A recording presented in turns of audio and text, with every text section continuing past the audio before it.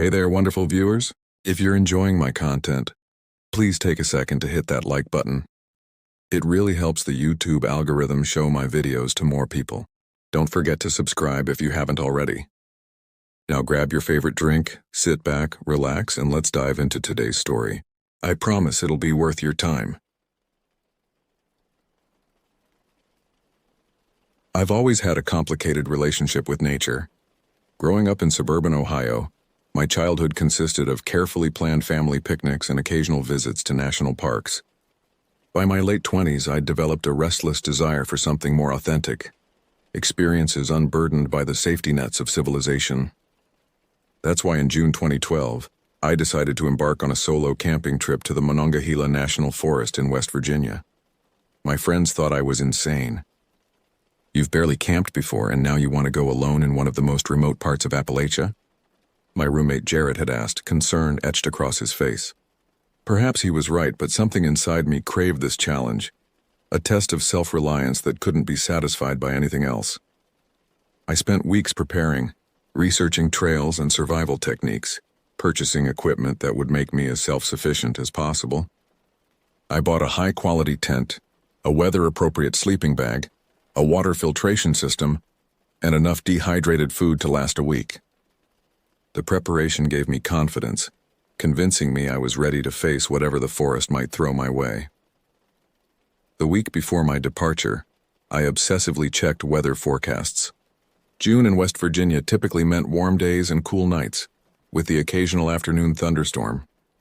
Nothing I couldn't handle. What I failed to account for was the unpredictability of weather patterns in that region, particularly the violent summer storms that can materialize with frightening speed.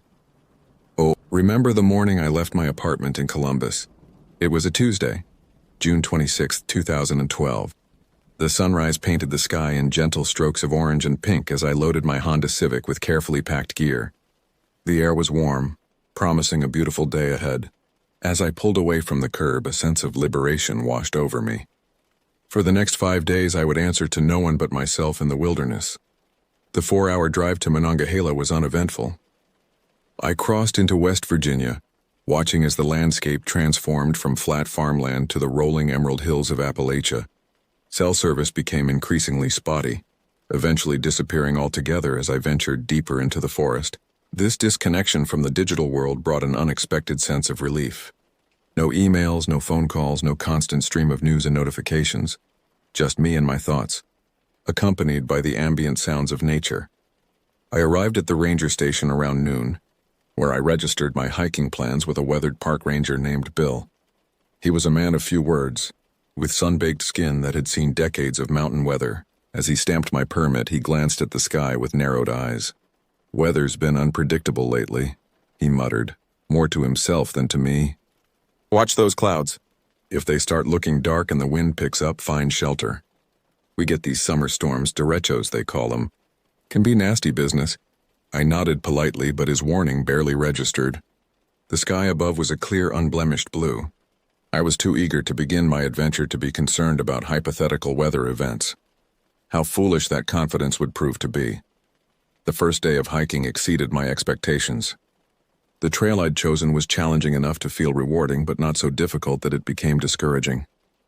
Dense forests of oak, maple, and hemlock trees created a natural canopy overhead, filtering sunlight into dappled patterns on the forest floor.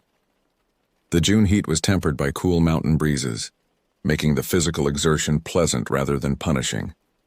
I encountered few other hikers, just a middle-aged couple walking in the opposite direction and a solo backpacker who nodded silently as we passed. This solitude was precisely what I had been seeking. With each mile, the tensions and anxieties of my everyday life seemed to dissolve, replaced by a primitive focus on the fundamentals, moving forward, staying hydrated, observing my surroundings. By late afternoon, I'd covered about 8 miles, which put me slightly ahead of schedule. I found a suitable clearing to make camp near a small stream, a perfect natural water source that gurgled pleasantly over smooth stones. Setting up my tent took longer than expected. The instructions made it seem deceptively simple. As the sun began its descent, I finally had my shelter erected and a small campfire crackling. That first night in the wilderness was magical. The symphony of insect sounds, the distant hooting of an owl, the rustle of leaves in the breeze. These natural melodies were infinitely more soothing than any urban lullaby. I watched embers float upward from my campfire, disappearing into the vast blackness above.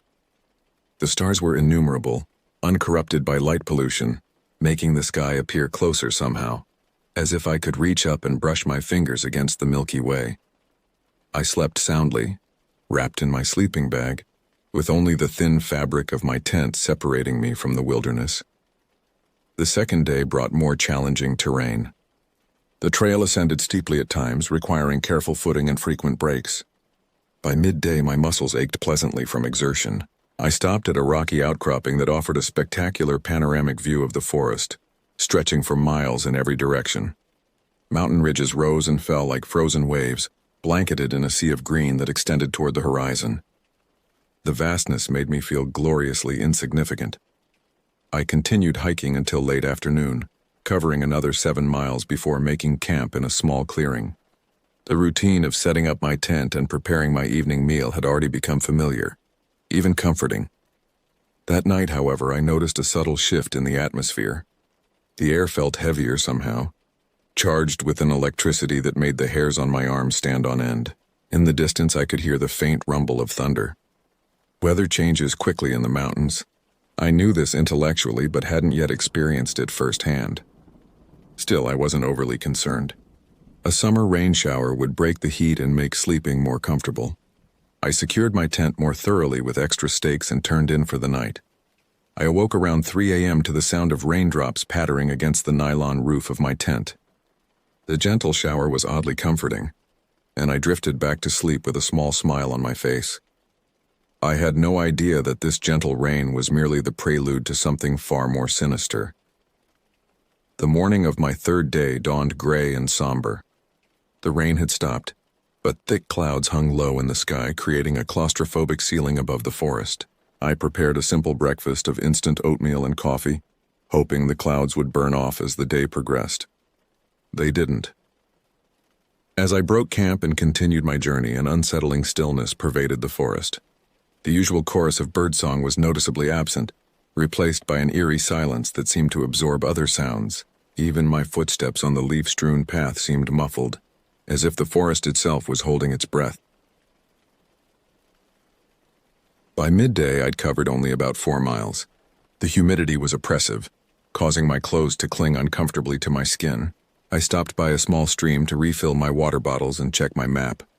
According to my calculations, I was now deep in the heart of the forest, at least 15 miles from the nearest access road. This isolation, which had been so appealing just days earlier, now carried a different weight. I pulled out my weather radio, a precaution I'd almost left behind, and turned it on. Through bursts of static, I caught fragments of a severe weather alert. The words derecho, destructive winds, and immediate shelter pierced through the interference. My stomach tightened as I recalled the ranger's warning. A derecho, a widespread, long-lived windstorm associated with a band of rapidly moving thunderstorms. I'd read about them during my preparation, but had dismissed the possibility of encountering one. They were rare, after all. What were the chances? I studied my map with growing anxiety, looking for any indication of structures or natural shelters nearby. There was nothing marked within several miles of my position. My options were limited: continue forward and hope to find shelter, or attempt to retrace my steps toward the ranger station, a journey that would take at least 2 days. The decision was made for me when I felt the first powerful gust of wind. It swept through the forest with a force that bent the tops of trees, creating a rushing sound like an approaching train. The temperature dropped suddenly, and the quality of light changed. A sickly greenish hue that transformed the familiar forest into something alien and threatening. I needed to find shelter, and quickly. Abandoning my planned route, I struck out perpendicular to the trail, heading toward a ridge I'd noticed on my map. If I could get to higher ground, I might be able to spot some form of shelter, a cave, an overhang, anything that could provide protection from falling trees and debris. The forest floor became treacherous as I climbed. Loose rocks and exposed roots threatened to twist an ankle with each step. Behind me, the wind grew increasingly violent, accompanied now by a deep, continuous rumble of thunder. The trees around me swayed dangerously, their massive trunks creaking under the strain. When I reached the ridge, what I saw made my heart pound against my ribs. The western sky was nearly black, with roiling clouds advancing like an invading army. Sheets of rain obscured the distance, and intermittent flashes of lightning illuminated the turbulent mass. It was moving fast, too fast. I was about to descend the other side of the ridge when I spotted something in the valley below, a small rectangular structure partially obscured by trees. It appeared to be man-made, possibly a maintenance building or emergency shelter. It was perhaps a mile away, and reaching it would mean descending the ridge and crossing open ground as the storm approached. I had no choice. Taking a deep breath, I began to make my way down the slope as quickly as safety would allow. The descent from the ridge was treacherous. The wind had intensified to the point where I had to lean into it to maintain balance. I slipped several times on loose shale, catching myself just before potentially catastrophic falls. My hands were scraped raw and my knees were bruised from impact, but adrenaline pushed me forward. The structure I'd spotted from the ridge remained my beacon of hope, a concrete promise of safety in an increasingly hostile environment. As I got closer, I could make out more details. It appeared to be a small single-walled concrete pavilion, likely built for hikers or forestry workers caught in inclement weather. The first large raindrops began to fall as I entered the valley, cold, heavy droplets that stung my face and forearms. Within seconds, the gentle patter transformed into a torrential downpour that reduced visibility to mere feet. I was instantly drenched, my clothes becoming heavy and restricting. Lightning split the sky directly overhead, followed immediately by a deafening crack of thunder that I felt in my bones. The hair on my arms stood on end, and I knew with terrifying certainty that I was dangerously exposed. The pavilion was still several hundred yards away.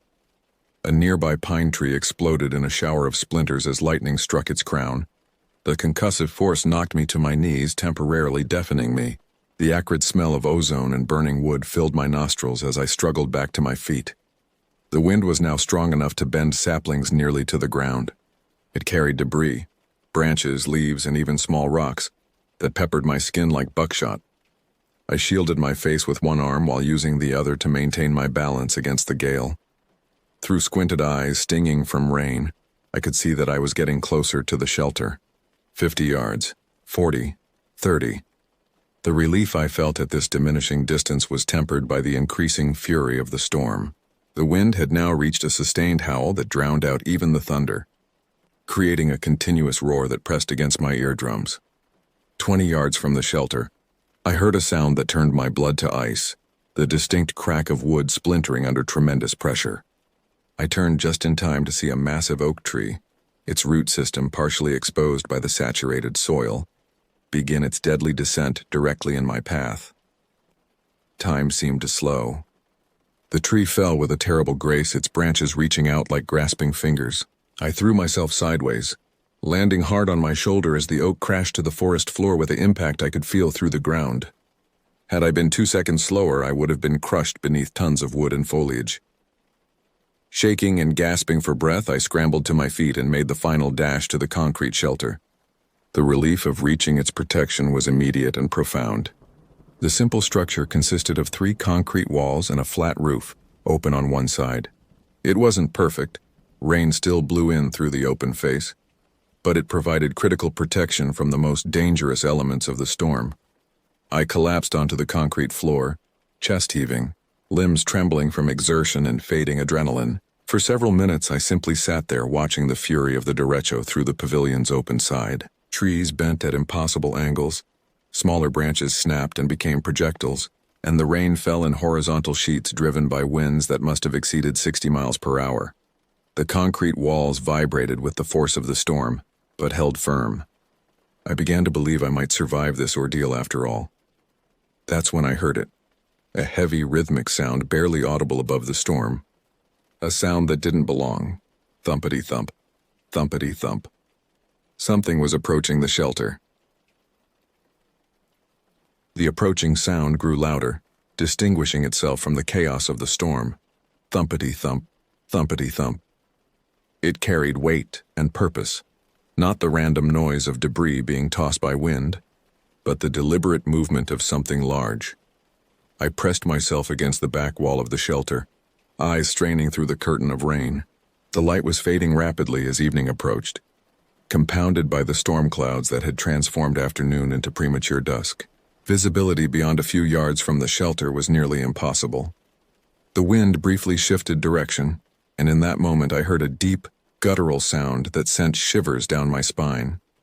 A vocalization that was unmistakably animal and unmistakably close. I fumbled for my backpack, searching frantically for anything that might serve as a weapon. My fingers closed around my hunting knife, a modest 4-inch blade that seemed woefully inadequate against whatever was approaching. Still, it was better than nothing. The sound stopped abruptly. I held my breath, knife clutched in my trembling hand, ears straining for any indication of the creature's position. The seconds stretched into an agonizing eternity of anticipation.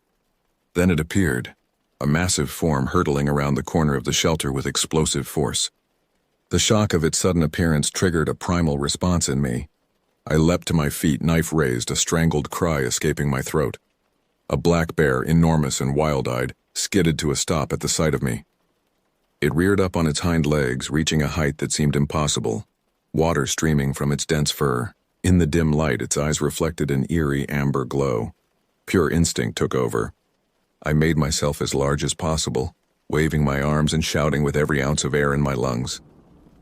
The sound that came from me was hardly human, a roaring, desperate noise born of terror and the will to survive. The bear dropped back to all fours and retreated several steps, clearly startled by my display. For a moment, I believed it would flee, driven away by my feigned confidence. Instead, it circled. Moving with surprising agility for its size, the bear disappeared around the side of the shelter. The concrete walls blocked my view, but I could hear its heavy breathing and the scrape of claws against earth as it circled the structure. My mind raced. Black bears rarely attack humans unless threatened or protecting cubs. But this bear was panicked, driven by the same storm that had sent me seeking shelter. Fear makes any animal unpredictable, and in that moment, I was sharing a very small space with approximately 300 pounds of terrified predator. I backed toward the center of the shelter, trying to maintain sight lines to all possible entry points. The open face of the pavilion was my greatest vulnerability, a wide entrance through which the bear could easily charge. Seconds later, it reappeared at the same corner, this time advancing several feet into the shelter before stopping. I repeated my display, shouting, waving, making myself appear as threatening as possible. Again, the bear retreated, but not as far this time. Its hesitation was noticeably shorter. It was testing me, gauging my resolve with each pass. And with each circuit around the shelter, it grew bolder, advancing farther into my sanctuary. On its third approach, I could smell it, a pungent, musky odor that cut through even the petrichor of the storm. I could see the rise and fall of its massive shoulders with each breath, count the raindrops clinging to its guard hairs, and observe the steam rising from its body in the cool air. When it charged this time, it came within feet of me, close enough that I could feel the displacement of air as one massive paw swiped toward me. I stumbled backward, nearly losing my footing on the slick concrete floor. The bear retreated once more, but its message was clear. It wanted this shelter, and my presence was merely an inconvenience to be overcome. I realized with sickening clarity that my knife was essentially useless. If the bear committed to a full attack, the blade would do little more than enrage it further. I needed something else, something to create distance, to serve as both shield and deterrent. My backpack. It contained nearly everything I'd brought into the forest: food, clothing, equipment. The pack was substantial, with a rigid internal frame that might absorb the impact of a swipe or bite. As the bear disappeared for its next circuit, I lunged for my pack and grasped it firmly by the straps, holding it before me like a riot shield. The weight of the pack was reassuring in my hands. When the bear reappeared, I adjusted my stance, preparing for what felt like an inevitable confrontation. The bear's next approach was more deliberate. It entered the shelter with measured steps, head lowered, eyes fixed on me with predatory focus. Water dripped from its fur, creating small puddles on the concrete floor. Outside, the storm continued its assault, wind howling through the trees like a banshee, punctuated by the crack and groan of wood under stress. I stood my ground, backpack held firmly before me. The rational part of my brain, the part not consumed by primal fear, tried to calculate outcomes. If the bear charged, could I use the pack to deflect its initial attack? Would the food inside draw its attention away from me? How quickly could I escape if necessary? And what would be my chances in the storm? None of the scenarios my mind conjured ended favorably. The bear's behavior shifted again. It paced at the edge of the shelter, occasionally rising onto its hind legs to better assess me. Each time it stood, I was struck anew by its sheer size, at least 6 feet tall when upright, with paws capable of delivering lethal blows with minimal effort. "Go away," I shouted, my voice cracking with fear. "Get out of here!" The bear responded with a deep, rumbling growl that I felt more than heard, a vibration that seemed to resonate in my chest cavity. It dropped to all fours and took 2 steps forward, testing my reaction. I thrust the backpack toward it and roared back, summoning every ounce of aggression I could muster. The bear hesitated, clearly confused by this new development. The pack altered my silhouette, making me appear larger and more unpredictable. For several excruciating minutes, we remained locked in this standoff, the bear advancing and retreating, me responding with increasingly desperate displays of aggression. My arms ached from holding the heavy pack aloft, and my throat had grown raw from shouting. During one particularly close approach, I caught a glimpse of the bear's eyes. There was intelligence there, a calculating awareness that chilled me more deeply than the rain that had soaked through my clothes. This was no mindless animal acting on instinct alone. It was weighing options, assessing risks, making decisions. Just as my strength began to wane, the bear made what appeared to be a final, committed charge. It crossed half the distance between us in a single bound, moving with shocking speed for something so large. I braced for impact, thrusting the pack forward with all my remaining strength. The bear collided with the pack, nearly knocking me off my feet. I felt the frame bend under the impact, heard the crunch of containers inside being crushed. The force drove me backward until my shoulders hit the concrete wall. For a terrible moment I was pinned there, the bear's weight pressing against the pack, its hot breath penetrating the fabric. Then, remarkably, it withdrew. The sudden absence of pressure was so unexpected that I stumbled forward, barely catching myself before falling. The bear backed toward the open side of the shelter, making that strange circular motion again, a 360-degree turn that seemed born of confusion and agitation. It released another deep vocalization, part growl, part roar, before turning and lumbering away into the storm-ravaged forest. I remained frozen in position, backpack still held before me, waiting for the bear to circle back as it had before. Seconds stretched into minutes. 5 minutes, 10. The bear did not return. Eventually, I allowed myself to lower the pack, wincing at the pain in my shoulders and arms. The adrenaline that had sustained me began to ebb, leaving me shaking uncontrollably. My legs gave out and I slid down the wall until I was sitting on the cold concrete floor, still clutching my makeshift shield. The storm continued unabated around me, but the immediate threat appeared to have passed. I sat there in stunned silence, rain blowing in through the open side of the shelter, soaking me further, though I hardly noticed. I had survived, for now. But night was falling. The storm showed no signs of abating, and I couldn't be certain the bear wouldn't return. Night in the forest during a derecho is a special kind of hell. As darkness enveloped the landscape, the visual cues that had provided some comfort, the ability to see approaching threats, to gauge the movement of trees in the wind, were stripped away, leaving only sound and touch to interpret the chaos. The decision to remain in the shelter was simultaneously obvious and terrifying. Venturing out into the storm-ravaged forest in darkness would be suicidal. Falling branches and uprooted trees posed a constant danger, one that would be impossible to navigate without sight. But staying meant accepting the possibility, perhaps probability, of the bear's return. I positioned myself in the corner farthest from the open side of the pavilion, my back against the junction of 2 concrete walls. My backpack, damaged but still useful, remained my primary defense. I kept it on my lap, ready to raise it at the first sign of the bear's return. My headlamp provided minimal comfort. I kept it on its lowest setting to preserve battery life, creating a small bubble of dim light that barely reached the edges of the shelter. Beyond that perimeter was absolute darkness, occasionally illuminated by flashes of lightning that transformed the forest into a strobing nightmare of twisted shapes and reaching shadows. The temperature dropped steadily as night progressed. My clothes were soaked through and the concrete walls of the shelter seemed to radiate cold. I began to shiver uncontrollably, my teeth chattering with such force that I feared they might crack. Hypothermia became a secondary but very real concern. I needed to change into dry clothes, a seemingly simple task made nearly impossible by my circumstances. Changing meant temporarily abandoning my vigilance, becoming vulnerable during the process, but the alternative was allowing my core temperature to continue dropping, potentially reaching dangerous levels.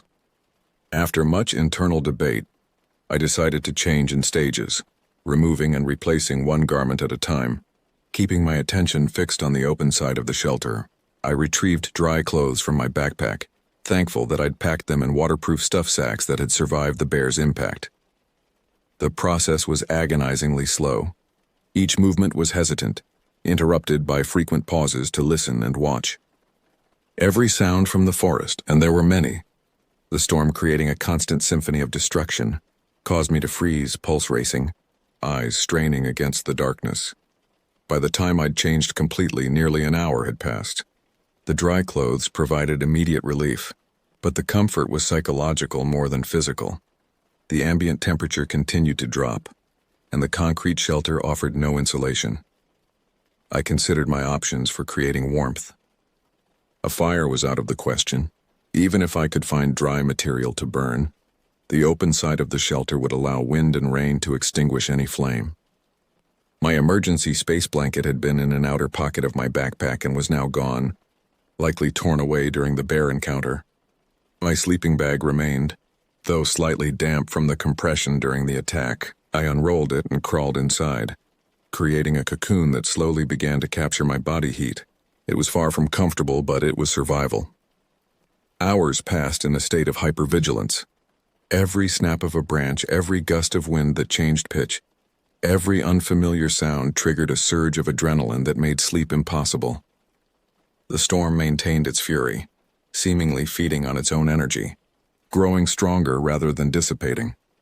Around what I estimated to be midnight, I heard it, the distinctive sound of heavy movement nearby. My entire body tensed, senses heightened to painful acuity. I extracted myself from the sleeping bag as quietly as possible, reaching for my backpack shield with trembling hands. The sound grew closer, more deliberate. Different from the random noise of the storm, this carried purpose. I rose to a crouching position, backpack held before me, headlamp switched off to prevent attracting attention. A massive shadow appeared at the edge of the shelter, unmistakably the bear returning as I'd feared. It hesitated at the threshold as if remembering our previous encounter. I could see its outline intermittently when lightning flashed, a hulking silhouette against the marginally lighter background of the night sky. I summoned what remained of my courage and repeated my earlier tactics, making myself appear larger, shouting hoarsely, thrusting the backpack forward threateningly. The display felt hollow, my movements sluggish from cold and exhaustion, my voice barely audible above the storm. Whether due to my efforts or its own caution, the bear did not enter the shelter. It remained at the edge, occasionally rising to its hind legs, occasionally circling partially around the structure. This standoff continued for what felt like hours but was likely only 20 minutes. Then, as suddenly as it had appeared, the bear departed. I remained in position, unwilling to believe it had truly gone. Eventually, the immediate fear began to subside, replaced by a dull, throbbing dread that settled into my bones. I did not return to my sleeping bag.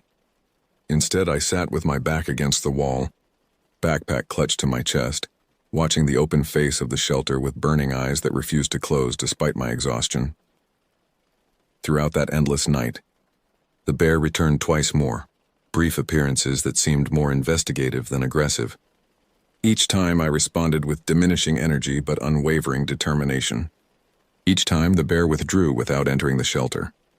Between these visits, I battled not only fear but the insidious effects of sleep deprivation. My mind began to play tricks on me, peripheral vision conjuring movement where there was none, ears detecting sounds that existed only in my imagination. I pinched myself, bit my lip, pressed my fingernails into my palms, anything to maintain alertness. The night stretched on interminably, a seemingly endless cycle of terror, vigilance, and the growing certainty that I would not survive until morning. Dawn arrived not with the dramatic flourish of a sunrise, but as a gradual lessening of darkness, a subtle shift from black to gray that I might have missed had I not been watching so intently for any change in my circumstances.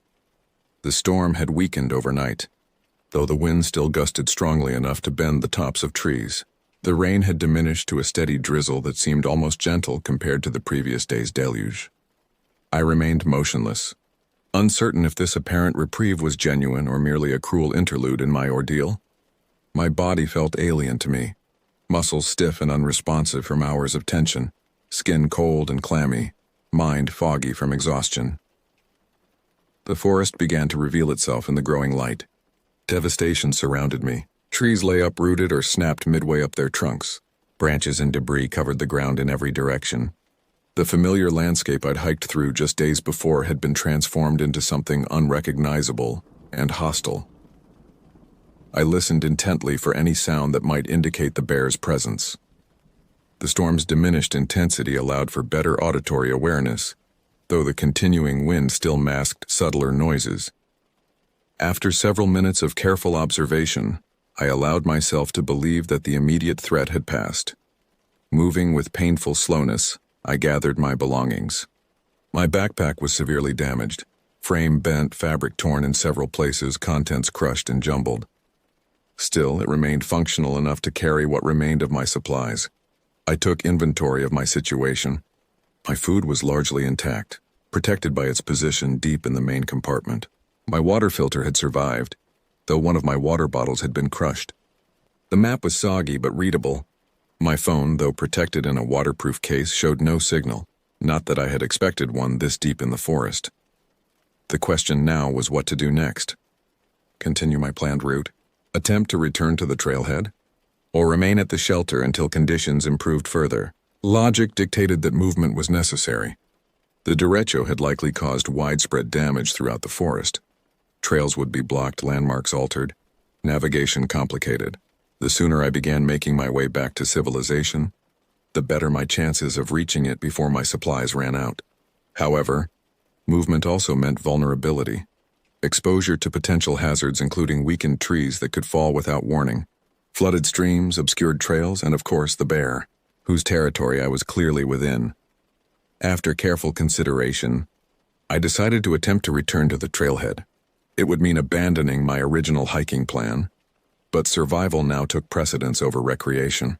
I estimated I was approximately 17 miles from the ranger station, a distance that would normally take me less than 2 days to cover, but might now require 3 or more given the conditions. I packed methodically, prioritizing essentials and abandoning anything that wasn't absolutely necessary to lighten my load. My sleeping bag, though damp, was indispensable and took up most of the available space. Food, water, first aid supplies, and navigation tools claimed the rest. Before departing, I used my knife to carve a brief message into the concrete wall of the shelter. 6:29 to 12, Derecho Bear, heading to Ranger Station, Michael. If something happened to me and search parties were sent out, they might find this clue to my intentions. Stepping out of the shelter was one of the hardest things I've ever done. Despite the danger it had presented, or perhaps because of it, the concrete pavilion had become a place of relative safety in my mind. Leaving it meant accepting a new level of vulnerability that made my stomach clench with anxiety. The forest floor was treacherous, covered in a layer of wet leaves and debris that concealed holes and unstable ground beneath. I moved cautiously, testing each step before committing my weight to it. My progress was painfully slow, but rushing would only increase the risk of injury. Navigation proved challenging. Familiar landmarks had been altered or destroyed entirely. The trail I had originally followed was now blocked in several places by fallen trees, forcing me to create detours through the underbrush. My compass and map remained reliable, but the straight-line distance they indicated was meaningless in the face of numerous obstacles. Throughout that first day of travel, I remained hyper-aware of my surroundings, constantly scanning for signs of the bear. Each dark shape in the distance, each rustle in the underbrush, sent a jolt of adrenaline through my system. The memory of those amber eyes reflecting the dim light of the shelter haunted me, making me jump at shadows. Progress was discouragingly slow. By late afternoon, I estimated I'd covered only about 5 miles, less than a third of the distance to the ranger station. As daylight began to fade, I faced the grim reality of spending another night in the forest. Finding a suitable location to camp proved difficult. Most clearings were now occupied by fallen trees or standing water. Eventually, I settled on a slight rise where 3 large trees had fallen in such a way that they created a natural barrier on 2 sides. It wasn't ideal, but it offered more protection than most alternatives. I didn't bother setting up my tent. Instead, I created a makeshift shelter using my emergency tarp, strung between 2 of the fallen trunks. It was crude but would keep the worst of the rain off me during the night. As darkness fell, I sat beneath my tarp, back against a log, knife in one hand, and headlamp in the other. Sleep seemed an impossible luxury, yet my body craved it desperately. I fought against my drooping eyelids, determined to maintain vigilance despite my exhaustion. Eventually, my physiological needs overcame my fear. I drifted into a fitful sleep punctuated by frequent startling awake at unfamiliar sounds. Each time my eyes snapped open, I expected to see the bear looming over me, but it never appeared. Dawn brought renewed determination. I packed quickly and continued my journey, moving with slightly more confidence as familiarity with the post-storm terrain increased.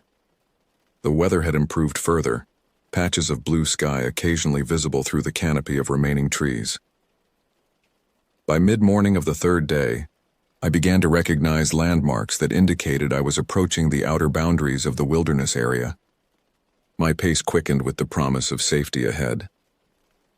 When I finally emerged from the forest onto the gravel road leading to the ranger station, the relief was overwhelming.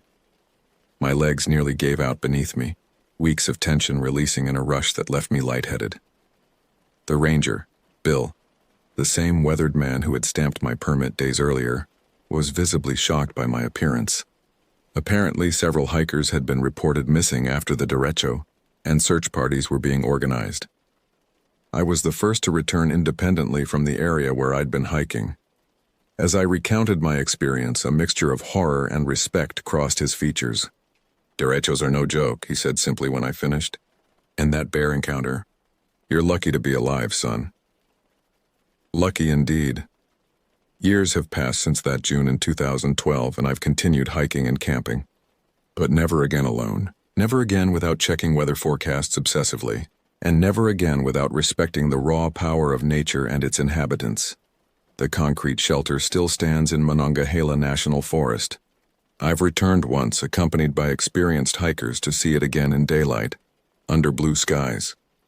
My carved message remains on the wall, a reminder of 3 days that forever changed my understanding of wilderness, survival, and my own limitations. Sometimes in dreams, I still hear the thumpity-thump of approaching danger, still feel the weight of my backpack shield in my trembling hands, still see those amber eyes reflecting in the darkness. I wake from these dreams gasping for breath, heart racing, but grateful to be waking at all, because not everyone who faced the derecho that summer was as fortunate as I was. And the bear, wherever it is now, remains the most terrifying teacher I've ever encountered.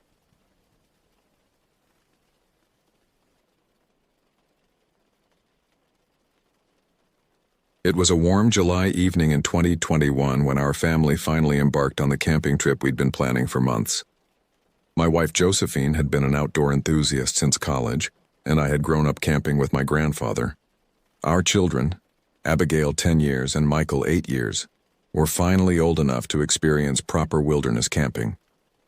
The weeks leading up to our departure were filled with meticulous preparations. We carefully inspected our gear, waterproofed the tent, and stocked up on supplies. I spent hours tuning up our red Ford F-150, determined to avoid any mechanical issues during our 7-hour journey to Cedar Lake Campground. "Don't forget to check the spare tire," Josephine reminded me the evening before we left. "Last thing we need is to get stranded in the middle of nowhere." I nodded absently, adding it to my mental checklist. Unfortunately, in the flurry of last-minute preparations, this crucial task slipped my mind. That oversight would prove nearly fatal. We decided to leave just after midnight, hoping the children would sleep through most of the drive, Our truck was packed to capacity. Tent, sleeping bags, cooking equipment, fishing gear, and enough food for a week of outdoor living. The excitement was palpable as we pulled out of our suburban driveway and headed toward the mountains. "Are we there yet?"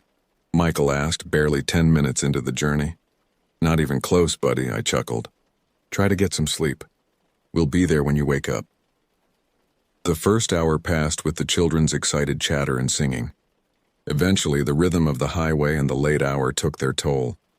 First Michael, then Abigail, and finally Josephine drifted into sleep, leaving me alone with my thoughts in the dark, winding road.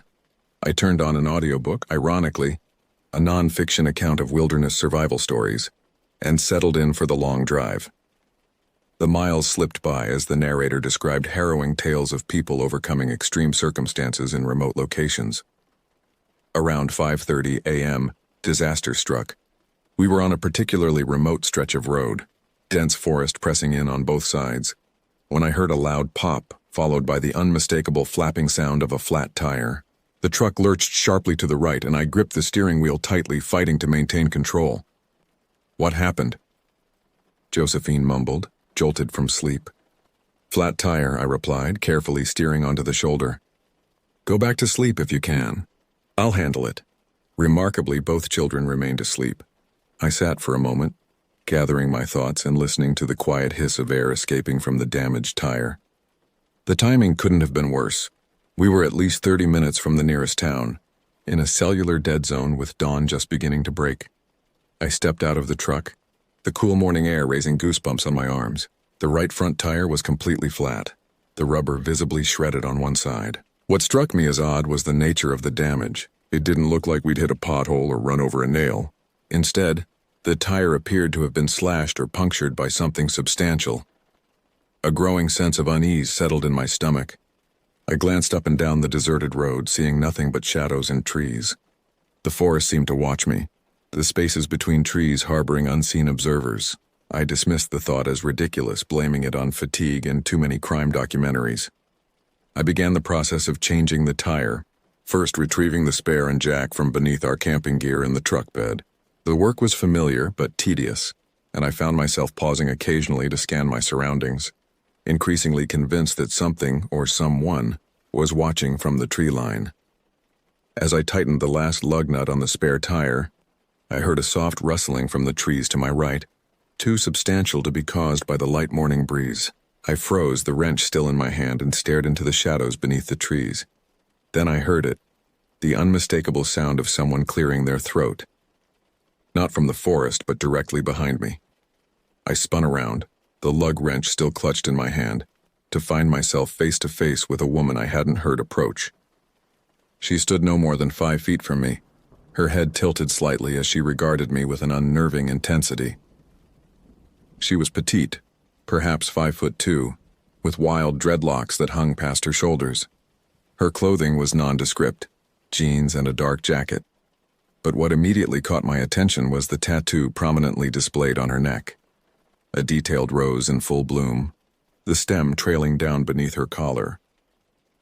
"Hello there," she said, her voice surprisingly delicate. "I'm Winter. Looks like you could use some help." I stared at her, momentarily speechless. Where had she come from? There were no vehicles in sight besides my truck, and we were miles from any habitation.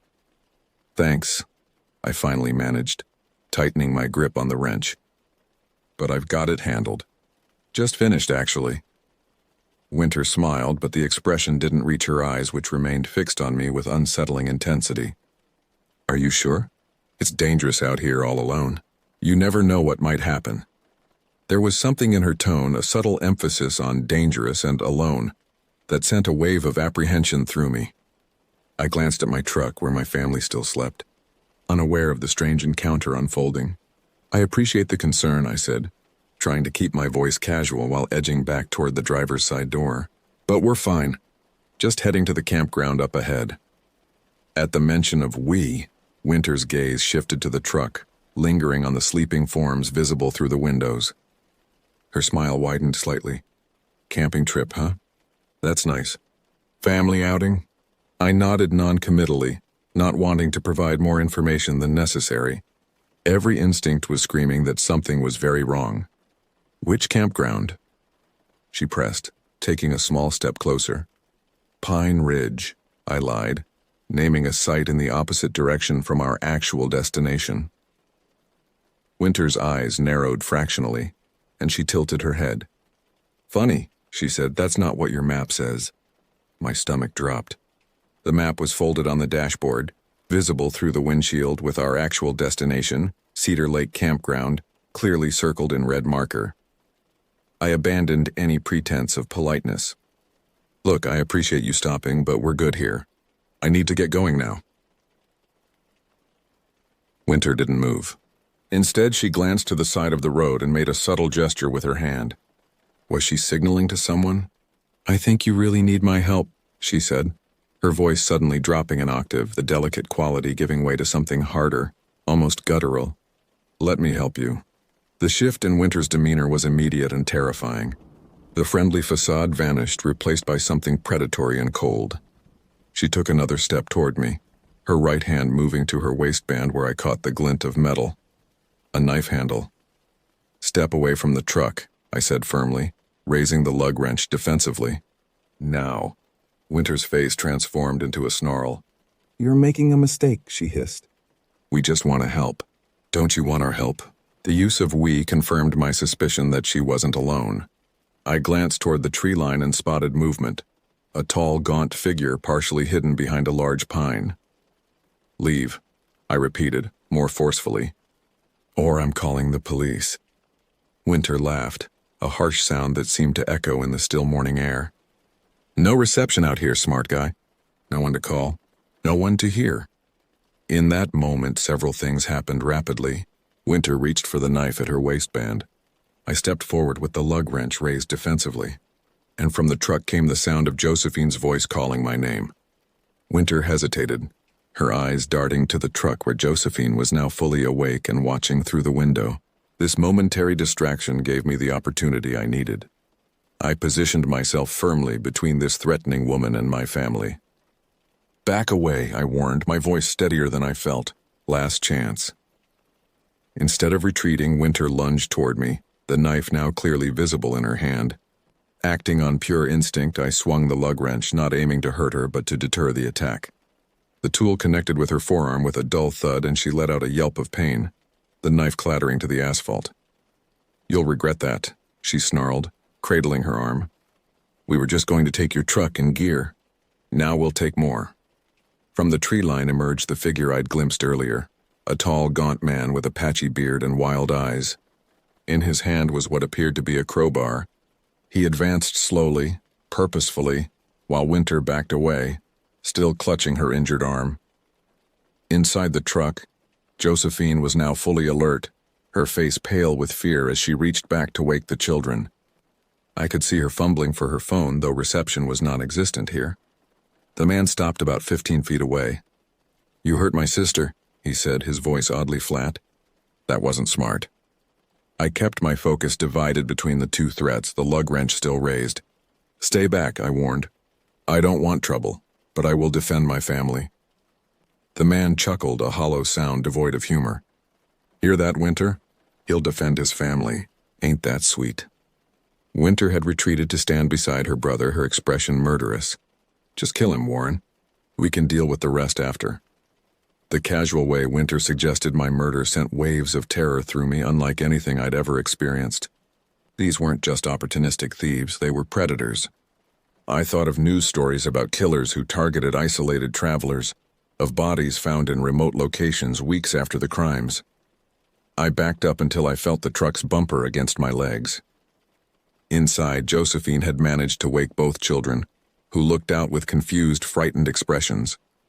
Warren lunged suddenly, the crowbar arcing toward my head. I managed to parry the blow with the lug wrench, the impact sending painful vibrations up my arm. He was stronger than his lean frame suggested, and I knew I couldn't match him in a prolonged confrontation. Winter had retrieved her knife and was circling to my left, attempting to flank me. I was outnumbered and outpositioned, with my family trapped in the truck behind me. In that desperate moment, I made the only decision I could. I feinted toward Warren, causing him to step back reflexively, then quickly yanked open the driver's side door and threw myself inside. The keys were already in the ignition and I started the engine before either attacker could react. "Get down!" I shouted to Josephine and the children as I slammed the truck into drive. Warren threw himself at the vehicle, the crowbar connecting with the driver's side window with enough force to create a spiderweb of cracks. Winter was more agile, managing to grab onto the side mirror as I accelerated. For a terrifying moment, she clung to the truck, her face inches from my window, her features contorted with rage. I swerved sharply and she lost her grip, tumbling onto the shoulder of the road with a shriek of fury that followed us as we sped away. I drove recklessly, far faster than was safe on the winding mountain road, propelled by pure adrenaline and the desperate need to put distance between my family and those predators. In the rearview mirror, I could see Warren and Winter growing smaller, then disappearing around a bend. "What happened back there?" Josephine asked, her voice trembling. She had turned to check on the children, who were wide-eyed with fear but unharmed. "Who were those people?"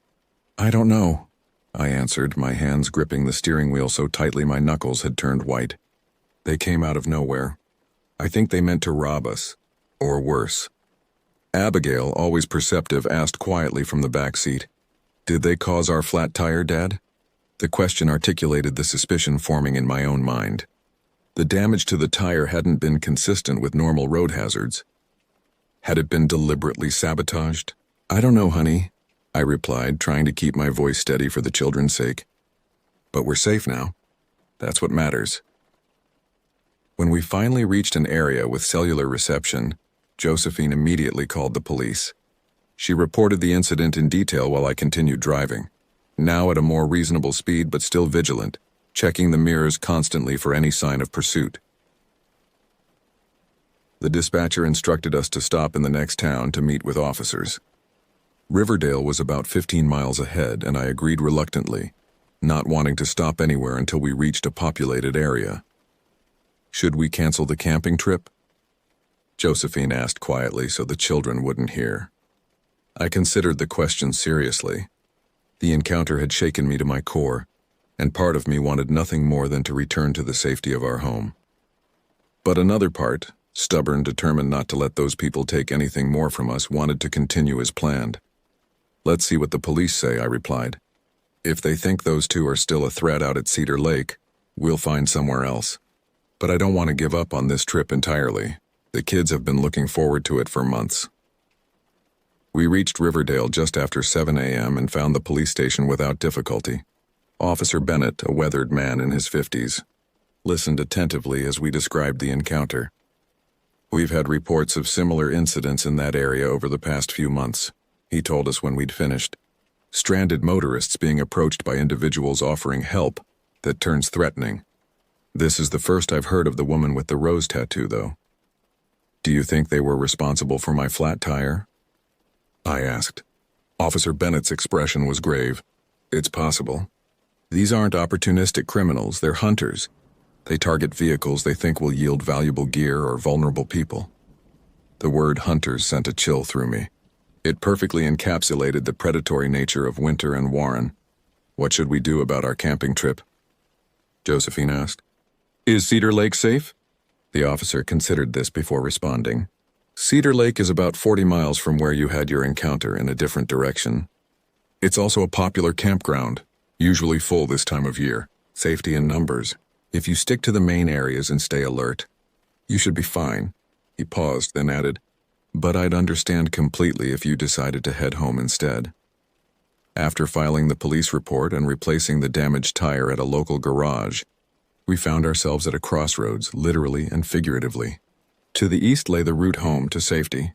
To the north, our original destination, Cedar Lake Campground. We sat in a diner in Riverdale, the four of us around a table with plates of pancakes barely touched, discussing our options. "I still want to go camping," Michael said, his enthusiasm apparently undimmed by the morning's events. "Those bad people are far away now, right?" Abigail nodded in agreement, though with more reservation. "We've been planning this forever, and the police officer said the campground would be safe." Josephine and I exchanged glances across the table.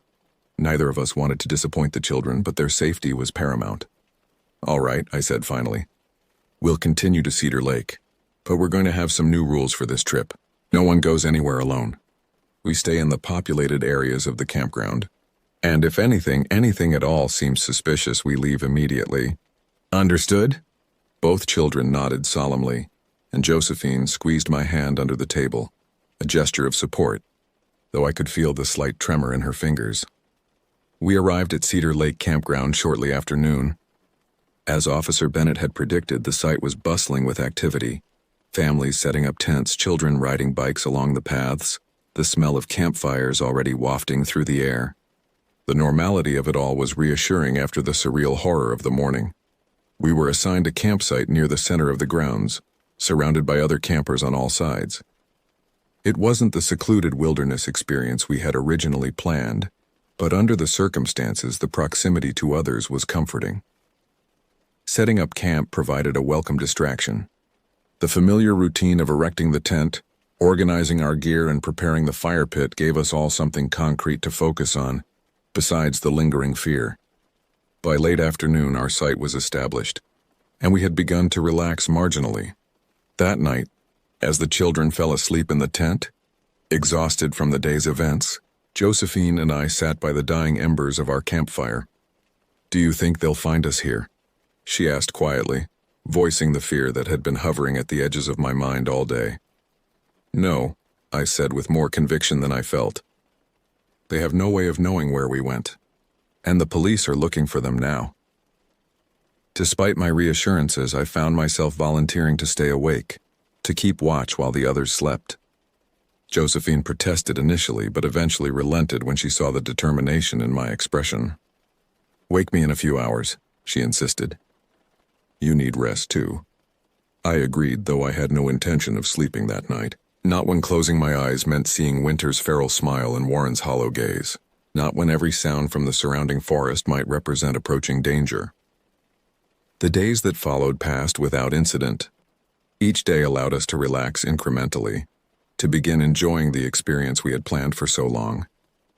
We hiked the trails around Cedar Lake, fished from its shores, and spent evenings around the campfire telling stories and roasting marshmallows. The children, with their remarkable resilience, seemed to put the roadside encounter behind them quickly. By the third day, they were racing around the campground with new friends, the shadow of fear lifted from their expressions.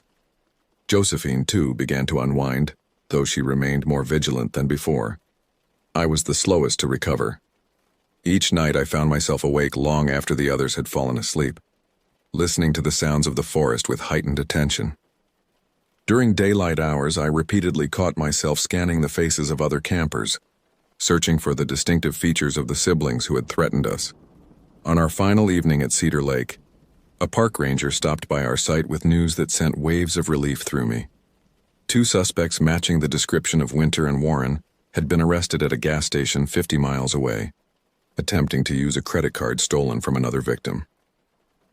"Thought you'd want to know," the ranger said. "Officer Bennett from Riverdale called it in. Said you folks had a run-in with them on your way here." That night, for the first time since our arrival at Cedar Lake, I slept deeply and without interruption. Our return journey home was uneventful. The same roads that had seemed so threatening on our arrival now merely scenic. We stopped at the Riverdale police station on our way, confirming that the siblings remained in custody and providing additional details for the case against them. "You folks were lucky," Officer Bennett told us. "The Reynolds siblings are suspected in at least 3 disappearances over the past year. They'd graduated from simple robbery to something much worse." His words confirmed what I had sensed during our encounter, that Winter and Warren had intended more than mere theft. The realization of how close we had come to becoming statistics was sobering. In the weeks that followed our return home, life gradually returned to normal. The camping gear was stored away, the photographs from our trip were shared with friends and family, and the routine of work and school resumed. But something had changed within me, a fundamental shift in how I perceived the world and its dangers. I found myself more cautious in unfamiliar situations, more aware of my surroundings, more protective of my family, not in a paralyzing way, but in a manner that acknowledged the reality that threats could emerge from unexpected quarters. 6 months after our camping trip, I received a call from Officer Bennett, The Reynolds siblings had been convicted on multiple counts of robbery, assault, and in Warren's case, second-degree murder. They would be serving lengthy sentences in separate maximum security facilities. That evening, as I watched Abigail and Michael playing in the backyard, Josephine joined me on the porch. "You're thinking about them, aren't you?" she asked quietly. "The Reynolds." I nodded. I was thinking about how different things could have turned out. If I hadn't noticed the knife, if you hadn't woken up when you did. Josephine leaned against me, her presence solid and reassuring. But that's not what happened. You protected us. We survived, and now they can't hurt anyone else. As the sun set over our peaceful neighborhood, I made a decision. We would go camping again the following summer. We would not allow fear to dictate our choices or limit our experiences, but we would be wiser, more prepared, more aware of the potential dangers that exist in remote places. The world contains both beauty and threat, often side by side. The challenge is to appreciate the former while respecting the latter, to find the balance that allows for adventure without recklessness, caution without paranoia. Our camping trip of 2021 taught me this lesson in the most visceral way possible, and while I hope never again to face a situation as terrifying as our encounter with Winter and Warren Reynolds, I carry the wisdom gained from that experience with me still, a permanent addition to how I navigate the world and protect those I love.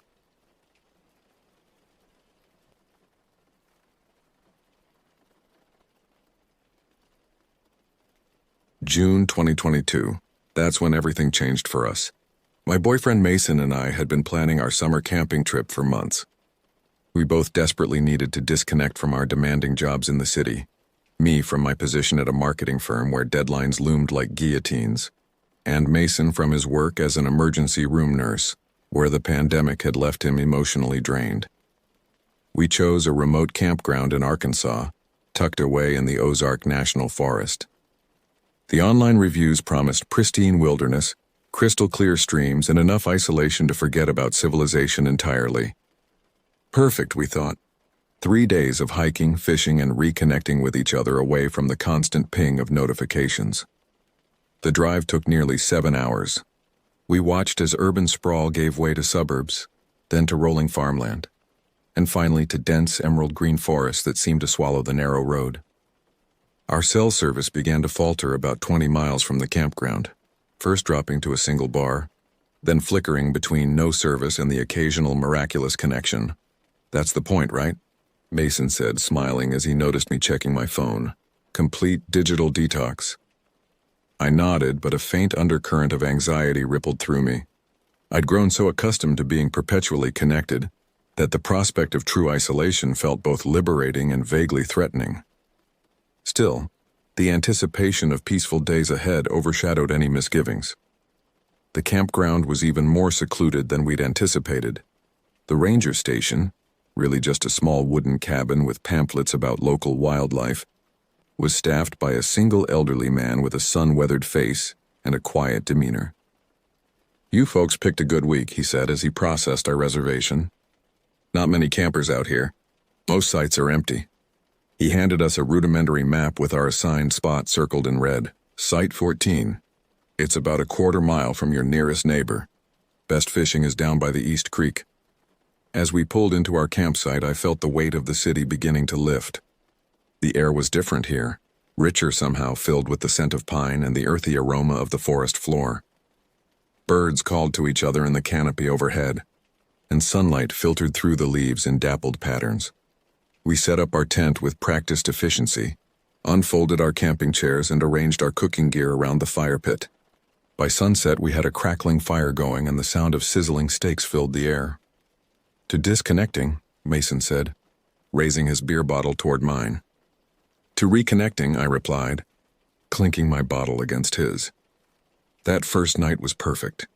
We sat by the fire until the embers died down, talking about everything and nothing, rediscovering each other in the way that only seems possible when all distractions are stripped away. The forest sounds created a natural symphony around us, crickets chirping, the occasional hoot of an owl, the rustling of leaves in the gentle breeze. When we finally crawled into our tent, exhausted but content, I fell into the deepest sleep I'd had in months. unaware that our peaceful retreat would soon become the backdrop for a nightmare. Our second day began with mist rising from the forest floor, ethereal tendrils that wound their way between tree trunks and dissolved in the first rays of sunlight.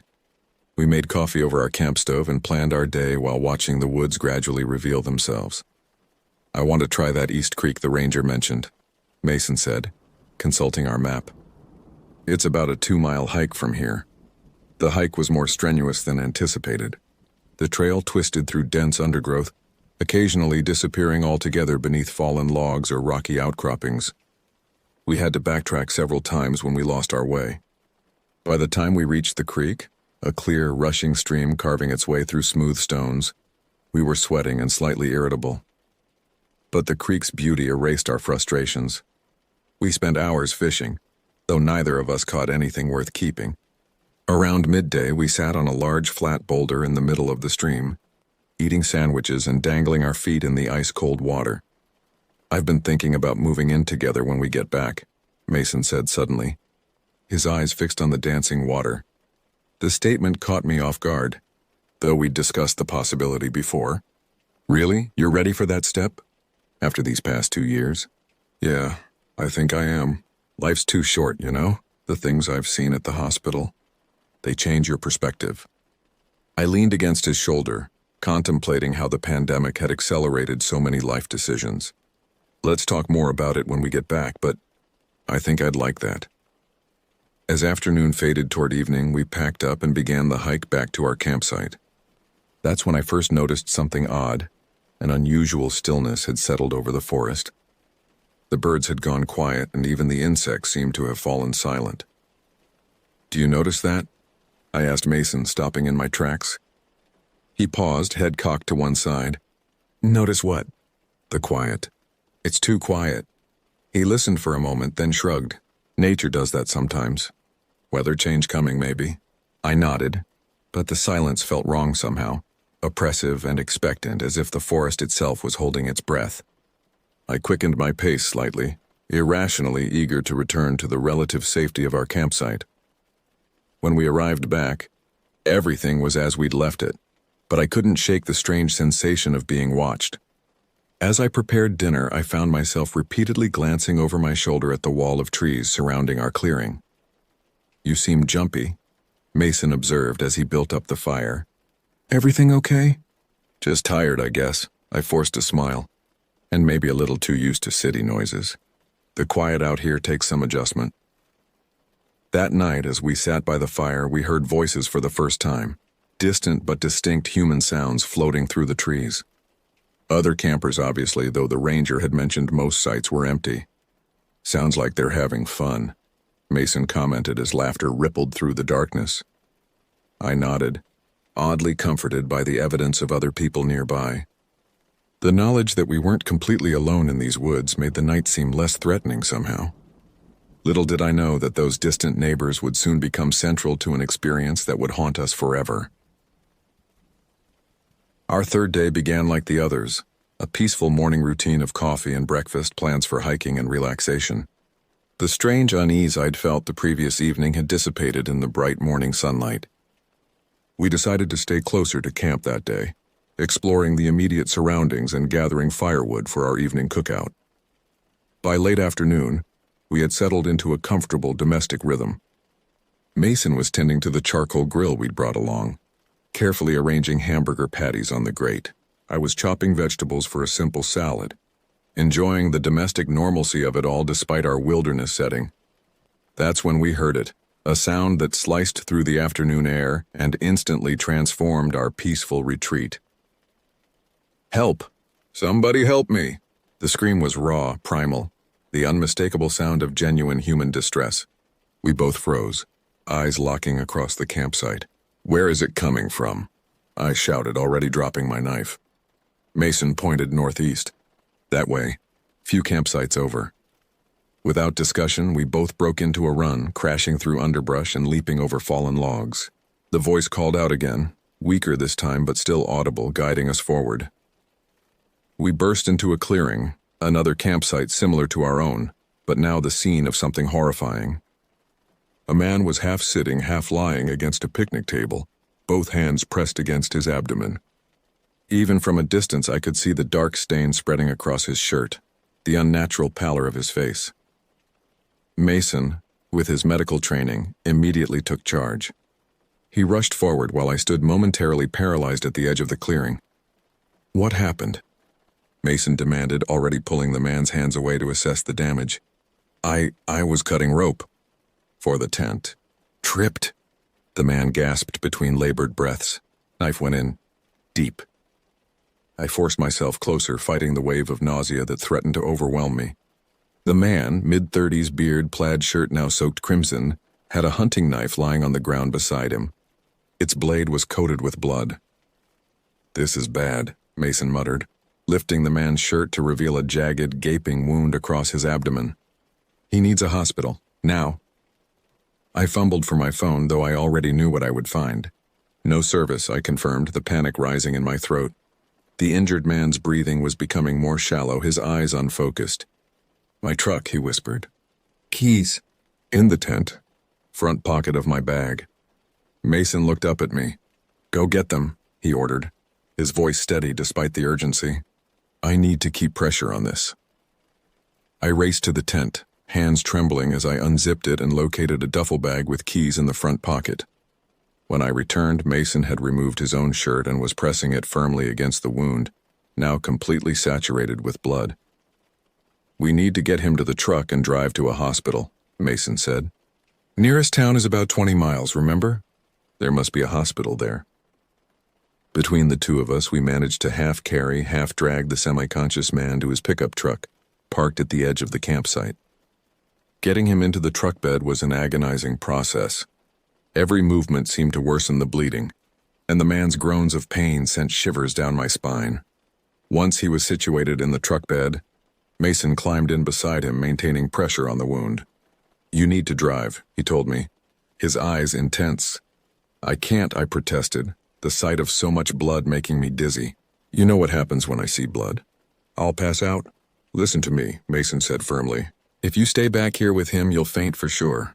If I drive, I can't keep pressure on the wound. He'll bleed out. You have to do this. Just keep your eyes on the road, not back here." The logic was irrefutable, but terror still gripped me. I climbed into the driver's seat on wobbling legs, started the engine, and began navigating the narrow dirt road that led out of the campground. Every bump and turn was torture. Knowing what it was doing to the injured man in the back, through the rearview mirror, I could see Mason hunched over him, his bare torso now slick with the stranger's blood. "Faster," Mason called through the open rear window. "He's getting worse." I pressed the accelerator harder, the truck fishtailing slightly on the loose gravel. The forest blurred past as we raced against time, the sound of the man's increasingly feeble moans urging me forward despite my fear. The truck barreled down the forest road, kicking up clouds of dust in our wake. My knuckles were white on the steering wheel, and sweat dripped into my eyes despite the cool air rushing through the open windows. Every few seconds I'd catch glimpses of Mason in the rearview mirror, his face set in grim determination as he fought to keep the stranger alive. "How's he doing?" I called back, trying to keep my voice steady. "Not good," Mason replied tersely. "He's losing consciousness." "Keep going." The forest road seemed endless, each curve revealing only more trees, more isolation. I had no idea if we were even heading in the right direction. I was merely following the main road, hoping it would eventually lead to civilization. The map we'd been given was still back at our campsite, useless to us now. "Talk to him," Mason shouted. "Keep him awake." "What's your name?" I called back, desperate to follow Mason's instructions while keeping my eyes firmly fixed on the treacherous road. James," came the faint reply. "James, stay with us. We're getting you help." My voice sounded foreign to my own ears, high-pitched and brittle with fear. "My dog," James mumbled. "Back at camp." "We'll take care of your dog," I promised, though I had no idea how we'd manage it. "Just stay awake." A sharp turn nearly sent us careening into a ditch. I overcorrected, and the truck fishtailed wildly before I regained control. In the back, I heard Mason curse as he struggled to maintain pressure on the wound while being thrown about. "Sorry," I gasped, easing up slightly on the accelerator. No, keep going, Mason insisted. The bleeding's getting worse. We don't have much time. The forest finally began to thin, and signs of human habitation appeared. First a lone mailbox, then a scattered house or two set back from the road. Eventually, the dirt track merged onto asphalt, and I nearly cried with relief at this sign of civilization. A road sign flashed past. Pine Ridge, 5 miles. An actual town name. The first concrete evidence that help might be within reach. 5 more miles. I shouted back to Mason. Can he make it? Just drive, was the only response.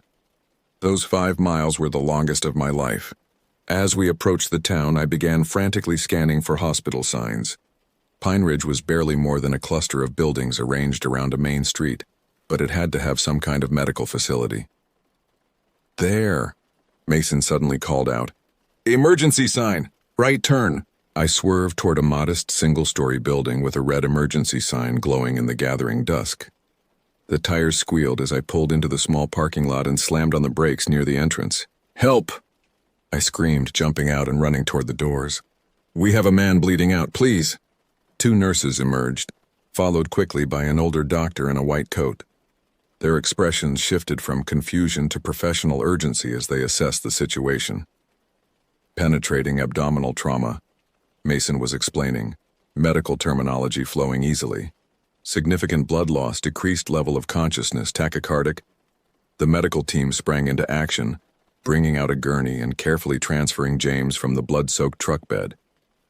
The sight of him in the harsh fluorescent light of the parking lot was shocking. His skin had a grayish tinge, and the makeshift bandage Mason had applied was completely saturated. Are you medical? The doctor asked Mason, noting his professional assessment. ER nurse, Mason confirmed, his hands and torso covered in drying blood. Come with us then, the doctor said, already moving toward the entrance with the gurney. We're short-staffed and could use the help. What's his blood type? I don't know, Mason admitted. We found him at the campground. Accidental self-inflicted knife wound. As they disappeared through the doors, I stood alone in the parking lot, staring at the blood-smeared tailgate of James's truck. The adrenaline that had carried me through the frantic drive was beginning to ebb, leaving me shaky and disoriented. After a moment's hesitation, I followed them inside, careful to keep my eyes averted from the trail of blood droplets on the linoleum floor.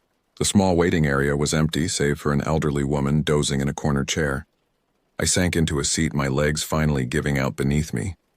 Time lost all meaning as I sat there, alternately staring at the wall clock and the doors through which they had taken James. 43 minutes passed before Mason emerged, his face haggard but bearing a hint of relief. They've got him stabilized, he said, collapsing into the chair beside me. He's going into surgery now. It's touch and go, but the doctor thinks he has a chance. I stared at Mason's blood-covered hands and torso. You saved his life. We saved his life, he corrected, his voice hoarse with exhaustion. If you hadn't driven like that. His dog, I suddenly remembered. We promised about his dog. Mason nodded wearily. We need to go back to the campsite. The dog's probably terrified, and we left all our gear too. The thought of returning to the campground, of driving back down that forest road in the growing darkness, sent a fresh wave of fear through me. But we had no choice. Outside, James's truck stood as testament to our ordeal, its bed stained with dark, drying blood that would never completely wash away. The drive back to the campground was surreal. Mason took the wheel this time as I was still too shaken to drive. The headlights carved a narrow path through the absolute darkness of the forest, occasionally reflecting in the eyes of nocturnal animals watching from the underbrush. What if he doesn't make it? I whispered, breaking the long silence that had fallen between us. Mason kept his eyes on the winding road. We did everything we could, more than most people would have done. But it still might not be enough. That's always the reality in emergency medicine, he said, his voice carrying the weight of countless similar situations. Sometimes, despite your best efforts, people don't survive. But you still have to try. We lapsed back into silence, each lost in our own thoughts. The truck's interior still smelled of blood, despite our efforts to wipe down the seats with fast food napkins from the glove compartment. Mason's shirt was ruined beyond salvaging, and he wore a scrub top borrowed from the hospital. Finding our way back to James's campsite proved challenging in the darkness. We took a wrong turn at one point and spent 15 minutes driving down an increasingly narrow track before realizing our mistake and backtracking. When we finally arrived, the campsite was exactly as we'd left it, the tent still open from my frantic search for the keys, the cooking equipment abandoned, and James's half-prepared meal still sitting on the picnic table. And then we heard it, a low, mournful whining coming from inside the tent. James's dog, a medium-sized mixed breed with anxious eyes, crawled out and regarded us warily. "Hey, buddy," Mason said softly, crouching down and extending his hand. "It's okay. We're here to help." The dog, I noticed a tag on its collar that read Rusty, seemed to sense our good intentions. After a moment's hesitation, he approached Mason and sniffed cautiously at his extended fingers. "He seems friendly enough," I observed, watching as Rusty gradually relaxed his defensive posture. "We should feed him and then figure out our next steps," Mason suggested. James had to have dog food somewhere. We found a bag of kibble in James's SUV along with a water bowl and leash. After feeding Rusty, we debated what to do next. "We can't just leave all his stuff here," I said, surveying the campsite. "But we can't pack it all in our car either, especially with the dog. Let's secure what we can tonight and come back tomorrow," Mason decided. "We'll put the perishables in his cooler, lock valuables in his vehicle, and bring Rusty back to our site." The process of securing James's campsite felt invasive, like we were intruding on someone's private space. Each personal item we touched, a worn paperback book, a toothbrush, a phone charger, was a reminder that just hours ago, a man had been enjoying a peaceful camping trip, unaware that disaster was about to strike. Most disturbing was the area around the picnic table, where dried blood had soaked into the dirt. In the beam of our flashlights, it appeared almost black, a stark reminder of how quickly life could change. "Let's head back to our site," Mason suggested, noticing my fixed stare at the blood-stained ground. "We both need rest." With Rusty following obediently on his leash, we made our way back through the dark forest to our own campsite. Every shadow seemed menacing now, every rustle in the undergrowth a potential threat. The peaceful wilderness that had welcomed us just days ago had transformed into something ominous and foreboding. Our own site felt different too, no longer a sanctuary but a fragile island of false security in a dangerous world. We rekindled the fire, its warm glow providing some comfort against the pressing darkness. Neither of us spoke much as we prepared for bed. What was there to say? We had witnessed something profoundly disturbing, participated in a desperate race against death. Such experiences don't invite casual conversation. Inside the tent, Rusty curled up between us, his warm presence oddly comforting. Despite my exhaustion, sleep remained elusive. Every time I closed my eyes, I saw James's ashen face, the gaping wound, the blood-soaked truck bed. I heard his weakening voice asking about his dog, felt the crushing responsibility of his life in our hands. Beside me, Mason's breathing indicated he wasn't sleeping either. After what felt like hours, he spoke into the darkness. "I keep thinking about how thin the line is," he said quietly, "between a normal day and catastrophe. One misstep, one moment of inattention." "I know," I whispered back. "We're all just one accident away from disaster." Outside, the forest continued its nighttime symphony, the hooting of owls, the distant howl of coyotes, the ceaseless chorus of insects. Life and death, unfolding simultaneously in the darkness beyond our fragile nylon walls. Dawn broke with a misty drizzle that seeped through the forest canopy and coated everything in a fine sheen of moisture. I had finally fallen into a restless sleep around 4 a.m., only to be awakened 2 hours later by Rusty whining to be let out. Mason looked as exhausted as I felt, dark circles shadowing his bloodshot eyes. "I'll call the hospital," he said, reaching for his phone. "See if there's any news about James. No service, remember?" I reminded him. He nodded wearily. "Right. We'll have to drive into town again." After a quick breakfast of instant coffee and granola bars, we packed Rusty into our car and headed toward Pine Ridge. The forest looked different in daylight, less threatening but somehow more melancholy. as if the trees themselves were weighted with the memory of yesterday's events. As soon as we reached cell service range, Mason pulled over and dialed the hospital. I watched his face anxiously as he spoke, trying to decipher the news from his expressions. "He made it through surgery," he reported after hanging up. "Still critical but stable. They're transferring him to a larger hospital in Little Rock later today." Relief washed over me. Did they contact his family? Yes, his brother is driving in from Oklahoma. Should arrive this afternoon. We continued to Pine Ridge, stopping at a small diner for a proper breakfast. The normality of the place, cheerful waitresses, sizzling bacon, locals chatting over coffee, felt surreal after our ordeal. Did none of these people realize how fragile their ordinary lives were? How quickly everything could change? "We should get some supplies while we're here," Mason suggested, stirring his coffee absently. "Dog food for Rusty, something for dinner tonight. Are we staying another night?" The prospect of returning to the campground filled me with dread. Mason hesitated. "We paid for 5 days, and we can't really leave until James's brother arrives to collect his belongings and Rusty." Logically, I knew he was right. But the thought of spending another night in those woods so close to where we'd found James bleeding out made my skin crawl. After breakfast and a quick supply run, we headed back to the campground. The day had brightened somewhat, the morning drizzle giving way to patches of sunlight filtering through the trees. Under different circumstances, it would have been beautiful. We spent the afternoon alternating between our campsite and James's, organizing his belongings and preparing for his brother's arrival. Rusty seemed to have adopted us, following at our heels and occasionally looking up expectantly, as if asking when his real owner would return. Around 4 o'clock, we heard a vehicle approaching. A pickup truck, newer and cleaner than James's, pulled into the campsite. A man who bore a striking resemblance to James stepped out, his face drawn with worry. "Are you the folks who helped my brother?" he asked, approaching us with hand extended. "Yes," Mason confirmed, shaking the man's hand. "I'm Mason, this is my girlfriend. And you must be James's brother." "Will," he introduced himself. "I can't thank you enough for what you did. The hospital says if you hadn't gotten him there when you did." His voice trailed off, emotion overtaking him. "How is he?" I asked. Will composed himself. "Better than expected, considering. The knife missed his vital organs by millimeters. They're saying he'll have a long recovery, but he should make it."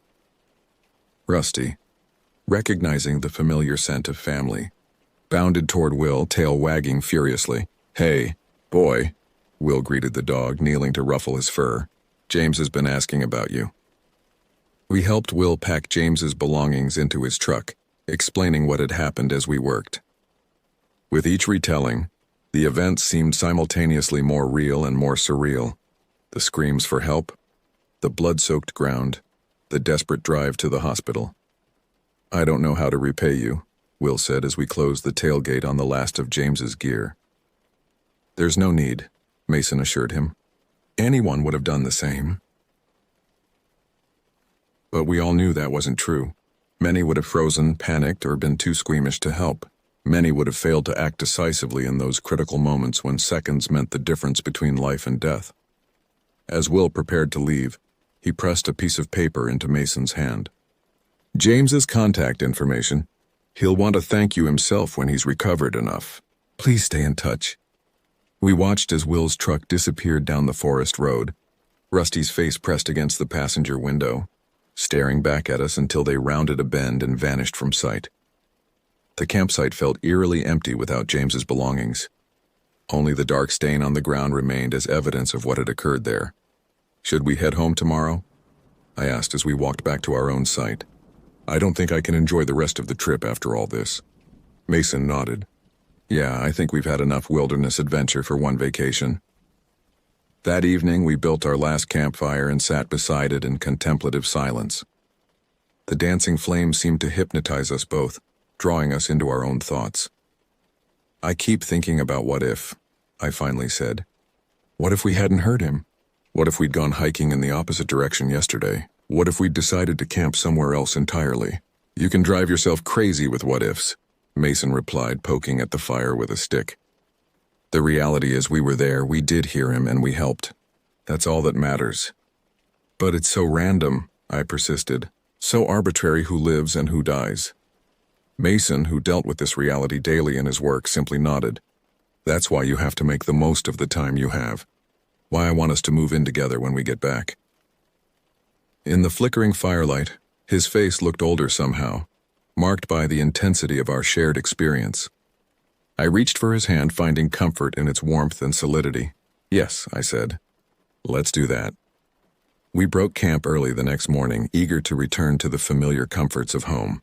As we packed our gear, I found myself rushing, irrationally afraid that if we didn't leave soon, something else might happen to delay our departure. The ranger at the checkout station seemed surprised by our early exit. Everything okay? You folks paid through tomorrow. Family emergency, Mason explained vaguely. The ranger nodded sympathetically. Happens. Hope everything's all right. I nearly laughed at the inadequacy of the exchange. How could we possibly explain what had happened? How this place, which had initially seemed so peaceful and rejuvenating, had become irrevocably tainted in our minds. The drive home was subdued. We took turns behind the wheel, stopping occasionally at roadside diners and gas stations, but otherwise maintaining a steady pace toward civilization. With each mile, the forest receded both physically and mentally, allowing space for processing what we had experienced. Do you think we should talk to someone about this? I asked somewhere in the middle of Missouri. Like professionally? Mason considered the question. Maybe. Trauma affects people in different ways. There's no shame in getting help if we need it. I keep seeing his face, I admitted. When we first found him, that look of terror and hopelessness. For me, it's the drive to the hospital, Mason said quietly, not knowing if he would still be alive when we arrived. That feeling of responsibility. We lapsed back into silence, the highway unspooling before us like a gray ribbon, carrying us away from Arkansas but not from our memories. Home felt surreally normal when we finally arrived, our apartment exactly as we'd left it, mail piled neatly by the door, courtesy of our neighbor, houseplants thriving under the automatic watering system. I stood in the middle of the living room, suddenly overwhelmed by the contrast between this ordinary space and the extraordinary events we had just lived through. Shower, Mason suggested, setting down our bags. Then food, then sleep. Everything else can wait. The hot water washed away the physical remnants of our camping trip, the dirt, the sweat, the lingering scent of wood smoke in my hair. But it couldn't touch the mental imprints the images burned into my memory. That night I dreamed of forests and blood and desperate voices calling for help. I woke gasping, tangled in sweat-soaked sheets, momentarily disoriented until Mason's arms encircled me, anchoring me back to reality. Just a dream, he murmured, though we both knew it was more than that. The next few days passed in a blur of adjustment and reintegration. Mason returned to his shifts at the hospital. I went back to my marketing job, sitting through meetings about brand strategies and social media metrics that suddenly seemed trivial compared to questions of life and death. A week after our return, an email arrived from James. Seeing his name in my inbox sent a jolt through me, a visceral reminder that he was real, not just a figure in my recurring nightmares. The message was simple but profound. I don't have adequate words to express my gratitude for what you did. The doctors say without your quick action, I wouldn't be here to write this email. When I'm well enough to travel, I'd like to thank you in person if you're comfortable with that. Until then, please know that every day I have from now on is because of you two. With deepest thanks, James. I forwarded it to Mason, who was at work. His reply came quickly. This helps. Knowing for certain we made a difference. And he was right. The email did help, providing a sense of closure that had been missing. James had survived. Our actions had mattered, but the experience had changed us in ways that were still unfolding. I found myself more alert to potential dangers, more aware of how quickly situations could deteriorate. I noticed Mason doing the same, checking our apartment for fire hazards, insisting on emergency preparedness kits in both our cars. We moved in together as planned, converting my apartment into our shared space. The process of merging our lives felt meaningful in a new way, weighted with our heightened awareness of how precious and precarious existence could be. 2 months after the camping trip, we met James for coffee when business brought him to our city. The man who greeted us bore little resemblance to the pale, blood-soaked figure from our memories. This James was vibrant and animated, though a certain seriousness lingered in his eyes, the look of someone who had glimpsed his own mortality. "I've thought about what to say to you both for weeks," he told us, his hands wrapped around his coffee mug, "but everything sounds inadequate." "You don't need to say anything," Mason assured him. "We're just glad you're okay." James shook his head. "No, I need you to understand what you did. It wasn't just saving a life in the abstract. It was saving me, my relationships, my future, everything I still hope to do and be." I felt tears prickling behind my eyes as he continued. "That accident made me reconsider everything. I've reconnected with family I'd drifted away from. I've started volunteering at a youth center. I'm trying to make my second chance count." As we parted ways after an hour of conversation, James hugged us both tightly. "I'll never forget what you did," he said, "and I'll try to live a life worthy of being saved."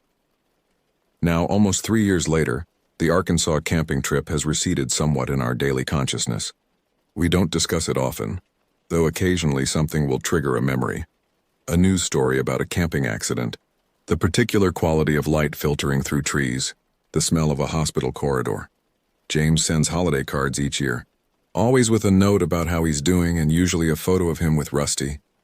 Last year's card included a picture of his wedding. This year's announced the birth of his daughter. Each milestone feels like a vindication of our actions that day, proof that what we did mattered. Mason and I married last fall in a small ceremony. During his vows, he referenced our experience without explicitly mentioning it. "I've seen you at your strongest when faced with life's most extreme challenges. I know there's nothing we can't face together." Those who didn't know the story probably assumed he was being poetically general, but I understood the specific weight behind his words, the shared knowledge of how we had been tested and found equal to the challenge. The psychological impact hasn't entirely faded. I still occasionally have nightmares about blood and desperate drives through dark forests. Mason still sometimes wakes in the night, checking to make sure I'm breathing beside him. We both jump a little too quickly at unexpected sounds, remain a little too vigilant in situations others would find innocuous. But alongside these lingering effects are positive changes, a deeper appreciation for everyday moments, a clearer sense of what matters most, a more conscious approach to how we spend our limited time. We've learned not to postpone joy or meaningful conversations, knowing firsthand how quickly circumstances can change. Perhaps most significantly, we've developed a heightened awareness of others in distress. We're quicker to offer help, less likely to assume someone else will step in. Mason has taken on additional emergency response training. I've become a regular blood donor, overcoming my squeamishness through exposure therapy and determination. Last week, we received an invitation from James to visit him and his family this summer. The proposed location, a lakeside cabin in Michigan, specifically chosen because it's about as far from Arkansas forests as you can get while still enjoying nature. We accepted immediately. The prospect of creating new memories with James, positive ones untainted by trauma and fear, feels like the closing of a circle, the final piece of healing we didn't know we still needed. Sometimes, when people hear abbreviated versions of our story, they call us heroes. We always deflect such labels. What we did wasn't heroism, but humanity at its most basic, recognizing another person's need and responding to it. If there was courage involved, it was the ordinary kind that lives in most people, waiting to be called upon in extraordinary moments. The wilderness incident, as we've come to call it, taught us that life pivots on split seconds. A camper tripping with a knife in hand, two people hearing a cry for help, a life hanging in the balance of quick decisions and quicker actions. It revealed both the fragility of existence and the strength of human connection in the face of that fragility. What remains, after all the fear and blood and desperate measures, is a simple truth. We are all vulnerable, all dependent on each other's care and courage in moments of crisis. This knowledge doesn't make the world seem more frightening but more precious. A complex web of lives intersecting in ways we can never fully anticipate, but must always be ready to honor. As Mason observed that night by the campfire, the line between ordinary life and catastrophe is perilously thin, but so too is the line between catastrophe and salvation. between isolation and connection, between ending and beginning anew. That knowledge changes everything, and nothing. We still go camping, though we're more thorough in our preparations. We still take risks, though more calculated ones. We still trust in the general goodness of strangers, though with clearer eyes about human frailty. And sometimes, on quiet evenings, we raise our glasses to James and to second chances, to the strange alchemy that transforms terror into gratitude, and to the unexpected ways in which saving another person's life can end up saving something in yourself.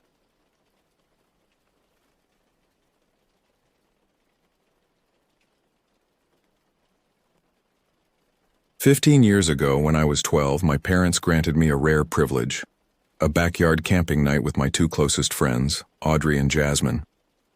The excitement had been building for weeks.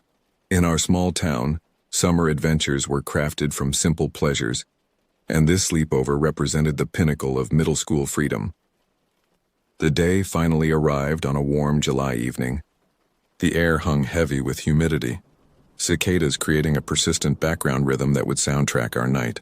Dad had spent the morning assembling our oversized tent, an olive green canvas fortress that could comfortably fit 5 adults, but would house just 3 giggling preteens.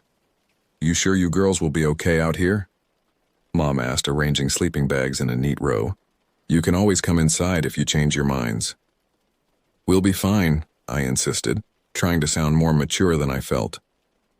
Truth be told, I'd never spent a night outside without my parents nearby, but admitting fear wasn't an option with Audrey and Jasmine arriving soon. Mom stocked a cooler with sodas and juice boxes while Dad ordered 2 large pizzas. The preparations felt like gearing up for a major expedition rather than a night 20 feet from our back door. Jasmine arrived first, her overnight bag stuffed with snacks her health-conscious mother would never approve of.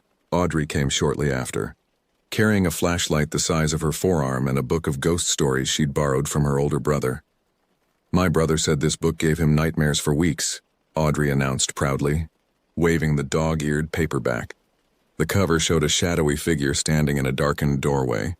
Even in daylight, the image sent an uncomfortable sensation across my skin. "Maybe we should save that for tomorrow," I suggested, but Jasmine was already reaching for the book. "Don't be such a baby," she teased, flipping through pages. "We've got to have scary stories. That's what camping is all about." We spent the early evening arranging our sleeping area, transforming the tent into a cozy haven with pillows, blankets, and battery-powered lanterns. Dad brought out the pizzas around 6 and we devoured them sitting cross-legged in a circle on the grass. "Remember, we're just inside if you need anything," Mom reminded us for the 3rd time. "And no wandering out of the yard, understand?" "Yes, Mom," I replied with an exaggerated eye roll that made my friends snicker. "Your father and I are going out for dinner around 8, but we won't be late. Mrs. Winters next door knows you're out here if there's an emergency." The mention of Mrs. Winters made me grimace. The elderly neighbor had a reputation for calling my parents over the slightest noise. I hoped our laughter wouldn't trigger her notorious vigilance. As dusk settled over our suburban neighborhood, we retreated to our tent with our treasures: chips, cookies, marshmallows, and chocolates for makeshift s'mores later. Dad had promised to help us build a small, controlled fire in the metal pit before he left. "This is going to be the best night ever," Jasmine declared, organizing the snacks into neat piles. None of us could have anticipated how wrong she would be. The evening began innocently enough. We gossiped about classmates, speculated about which teachers we might get in the upcoming school year, and debated the merits of various boy band members with the passion only 12-year-old girls can muster. "I'm definitely asking Blake to dance at the first mixer," Audrey announced, her cheeks flushing slightly at the admission. "You've been saying that since 4th grade?" Jasmine teased, tossing a marshmallow that bounced off Audrey's forehead.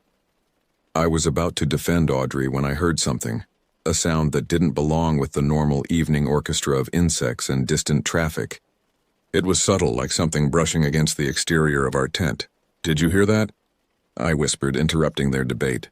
Both girls paused, listening intently. "I didn't hear anything," Jasmine said after a moment, but her expression had grown more serious. "Probably just the wind," Audrey offered. though the evening was remarkably still. We continued our conversation, but I found myself distracted, listening for that sound again. 5 minutes passed before Audrey suddenly stiffened. "Okay, I definitely heard something that time," she whispered. The sound had come again, a deliberate seeming movement against the tent's exterior wall. Not violent or threatening, but intentional, like someone or something testing our awareness. "It's probably just a squirrel or something," Jasmine suggested, but her voice had lost its confident edge. I moved toward the mesh window on the tent's side, unzipping it slowly to peer into the growing darkness. The backyard looked different at night, familiar objects transformed into looming shadows. Our swing set resembled a skeletal creature, the garden hose coiled by the fence now a sleeping serpent. "I don't see anything," I reported, though my heart had accelerated to an uncomfortable rhythm.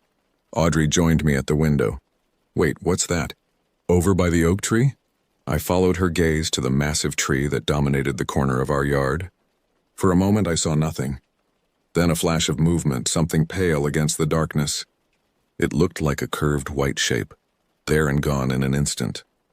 The scream that erupted from my throat was involuntary and primal. Audrey joined in immediately, followed by Jasmine. In seconds, we transformed from confident preteens to terrified children, scrambling over each other toward the tent's entrance.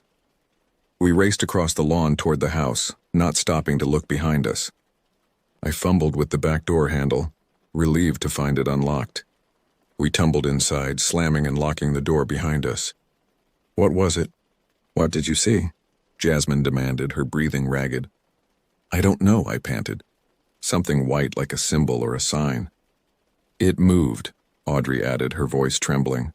"Whatever it was, it moved on purpose." The house was dark and quiet, my parents not yet returned from their dinner. The familiar kitchen now seemed foreign and threatening in the darkness. By unspoken agreement, we moved together toward the bathroom, the only room in the house with a lock besides my parents' bedroom. We huddled inside, locking the door firmly behind us. The small space felt secure until we heard footsteps moving through the house. Heavy, deliberate footsteps, coming closer. The bathroom light cast harsh shadows across our frightened faces as we huddled together, straining to hear over our panicked breathing. The footsteps continued their slow, methodical approach. "Call the police," I whispered frantically to Audrey, who already had her cell phone clutched in white-knuckled hands. She nodded, dialing with shaking fingers. The footsteps stopped directly outside the bathroom door. We held our breath as the handle began to turn, finding resistance in the lock. Then came the knocking, 3 precise raps that sent us into renewed panic. Audrey was speaking hurriedly into her phone, giving our address to the emergency dispatcher as Jasmine and I screamed in terror. "Girls? Are you in there? What's happening?" My mother's voice cut through our screams. Relief flooded through me, momentarily displacing the fear. "Mom?" I called out uncertainly. "Open the door, honey. It's just us." Jasmine reached for the lock, but I grabbed her wrist. "Wait, how do we know it's really them?" "Don't be ridiculous," she hissed. "You heard your mom's voice." The door handle jiggled again. "Girls, please open up. You're scaring us." Audrey was still on the phone with emergency services. I could hear the dispatcher's tinny voice asking questions through the speaker. "My dad," I started to explain, a new thought forming. "He likes practical jokes. What if—" The memory of his previous pranks flashed through my mind. The rubber spider in my cereal bowl, the hidden alarm clock programmed to make ghostly sounds from my closet. Was this another of his elaborate setups? Gathering my courage, I approached the door. "Dad, if that's you playing a joke, it's not funny. You really scared us." "Sweetheart, it's not a joke. Please open the door." My mother's voice sounded genuinely concerned now. Slowly, I unlocked the door and cracked it open. My parents stood in the hallway, still dressed for their dinner out, confusion evident on their faces. Audrey was explaining to the dispatcher, "I think it's okay now. Her parents are here." My father took the phone gently from her hands. "Hello, yes, this is the father. I'm terribly sorry about this. No, everyone is safe. It was a misunderstanding." He paused, listening. "Yes, that's correct. Thank you for your understanding." He ended the call and looked at our terrified faces, What happened? We came home and found the tent empty and heard screaming from in here. Between gasps and tears, we explained about the sounds outside the tent and the white shape I'd seen. As I spoke, I noticed something change in my father's expression, a flicker of mischief that confirmed my suspicions. "Dad," I said, my fear transforming into annoyance. "Did you do this? Was this one of your pranks?" He had the decency to look sheepish. "I might have walked around the tent a little before we left for dinner. I didn't think you'd get that scared and run inside." My mother swatted his arm. "Seriously? What were you thinking?" "Just a little camp-out fun," he defended weakly. "I used to do the same thing when I went camping as a kid." The relief of understanding what had happened washed over us. Our racing hearts began to slow, though Jasmine still looked skeptical. "But what about the white thing we saw by the tree?" she asked. My father looked confused. "White thing?" "I didn't put anything by the tree." "Probably just a plastic bag caught in the branches," my mother suggested. "Or the neighbor's cat. It's white and always climbing that tree." The explanation seemed reasonable enough, and our panic began to fade. My father, clearly feeling guilty, offered to make it up to us. "How about I get a fire going for your s'mores? I'll play some music on the outdoor speakers, make it really nice for you." The offer was tempting. Despite our lingering nervousness, the idea of warm, gooey s'mores helped restore our bravado. "Fine," I agreed, "but no more jokes, Dad. Promise?" He made a solemn crossing motion over his heart. "Promise. Scout's honor." We cautiously followed my parents back outside, where my father busied himself preparing the fire pit while my mother helped salvage our scattered belongings from around the tent. The night air felt different now. The knowledge that my father's prank had caused our fear made the darkness less threatening. Or so we thought. The fire crackled pleasantly, casting a warm glow across our circle. My father had made good on his promise, creating a perfect setting for s'mores and storytelling. Portable speakers played his collection of 70s rock at a low volume. Not my first choice, but it filled the silence and created a barrier against the night sounds that had spooked us earlier. "Need anything else before we turn in?" Dad asked, helping Jasmine construct a perfect s'more with meticulously toasted marshmallow. "I think we're good," I replied, still not entirely forgiving him for the scare. "Your mother and I will leave the back door unlocked just in case," he assured us. "And I'll leave the porch light on." Mom wrapped me in a hug before they headed inside. "Try to get some sleep, honey. It's nearly 11. As they retreated toward the house, I could hear her whispering stern words to my father about appropriate jokes and responsibility. Despite my lingering irritation, I felt a surge of appreciation for her defense. With my parents gone, we huddled closer to the fire, our earlier fear transforming into the pleasant thrill of sharing scary stories. Audrey retrieved her brother's book from the tent, and we took turns reading tales of haunted houses and vengeful spirits. The stories seemed less threatening now, surrounded by firelight and the comfort of knowing my father had caused our earlier fright. "We should probably head to bed soon," I suggested as Jasmine finished a particularly chilling story about a hitchhiker who vanished from a car's back seat. The fire had burned down to glowing embers, and the night had grown cooler. We doused the remaining coals according to my father's careful instructions and retreated to our tent, zipping the entrance securely behind us.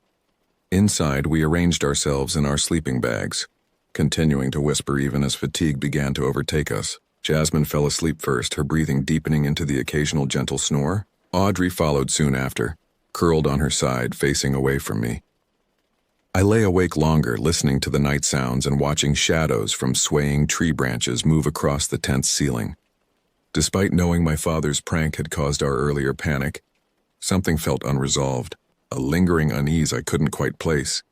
Eventually, sleep claimed me too, pulling me into restless dreams filled with shadowy figures and distant, unintelligible whispers. I'm not sure how long I slept before something woke me. Opening my eyes to complete darkness, I lay perfectly still, trying to identify what had disturbed my sleep. The battery-powered lantern had died, leaving only the faint illumination from distant streetlights filtering through the tent fabric. Then I heard it. Breathing. Heavy, rhythmic breathing that didn't match either of my friends. Jasmine's gentle snores had stopped, and I could see the outline of both girls lying motionless in their sleeping bags. Yet the breathing continued, deep and unnervingly close. I sat up slowly, my heart beginning its familiar acceleration. As I rose, my eye level aligned with the mesh window we'd left partially unzipped for ventilation. Something moved outside, a shadow darker than the surrounding night, shifting position. I froze, suddenly certain we weren't alone. The tent's entrance zipper began to move, teeth separating with a sound that seemed impossibly loud in the quiet night. Air caught in my throat as the opening widened, revealing a deeper darkness beyond. "Dad?" I called out, hoping desperately this was another ill-conceived prank.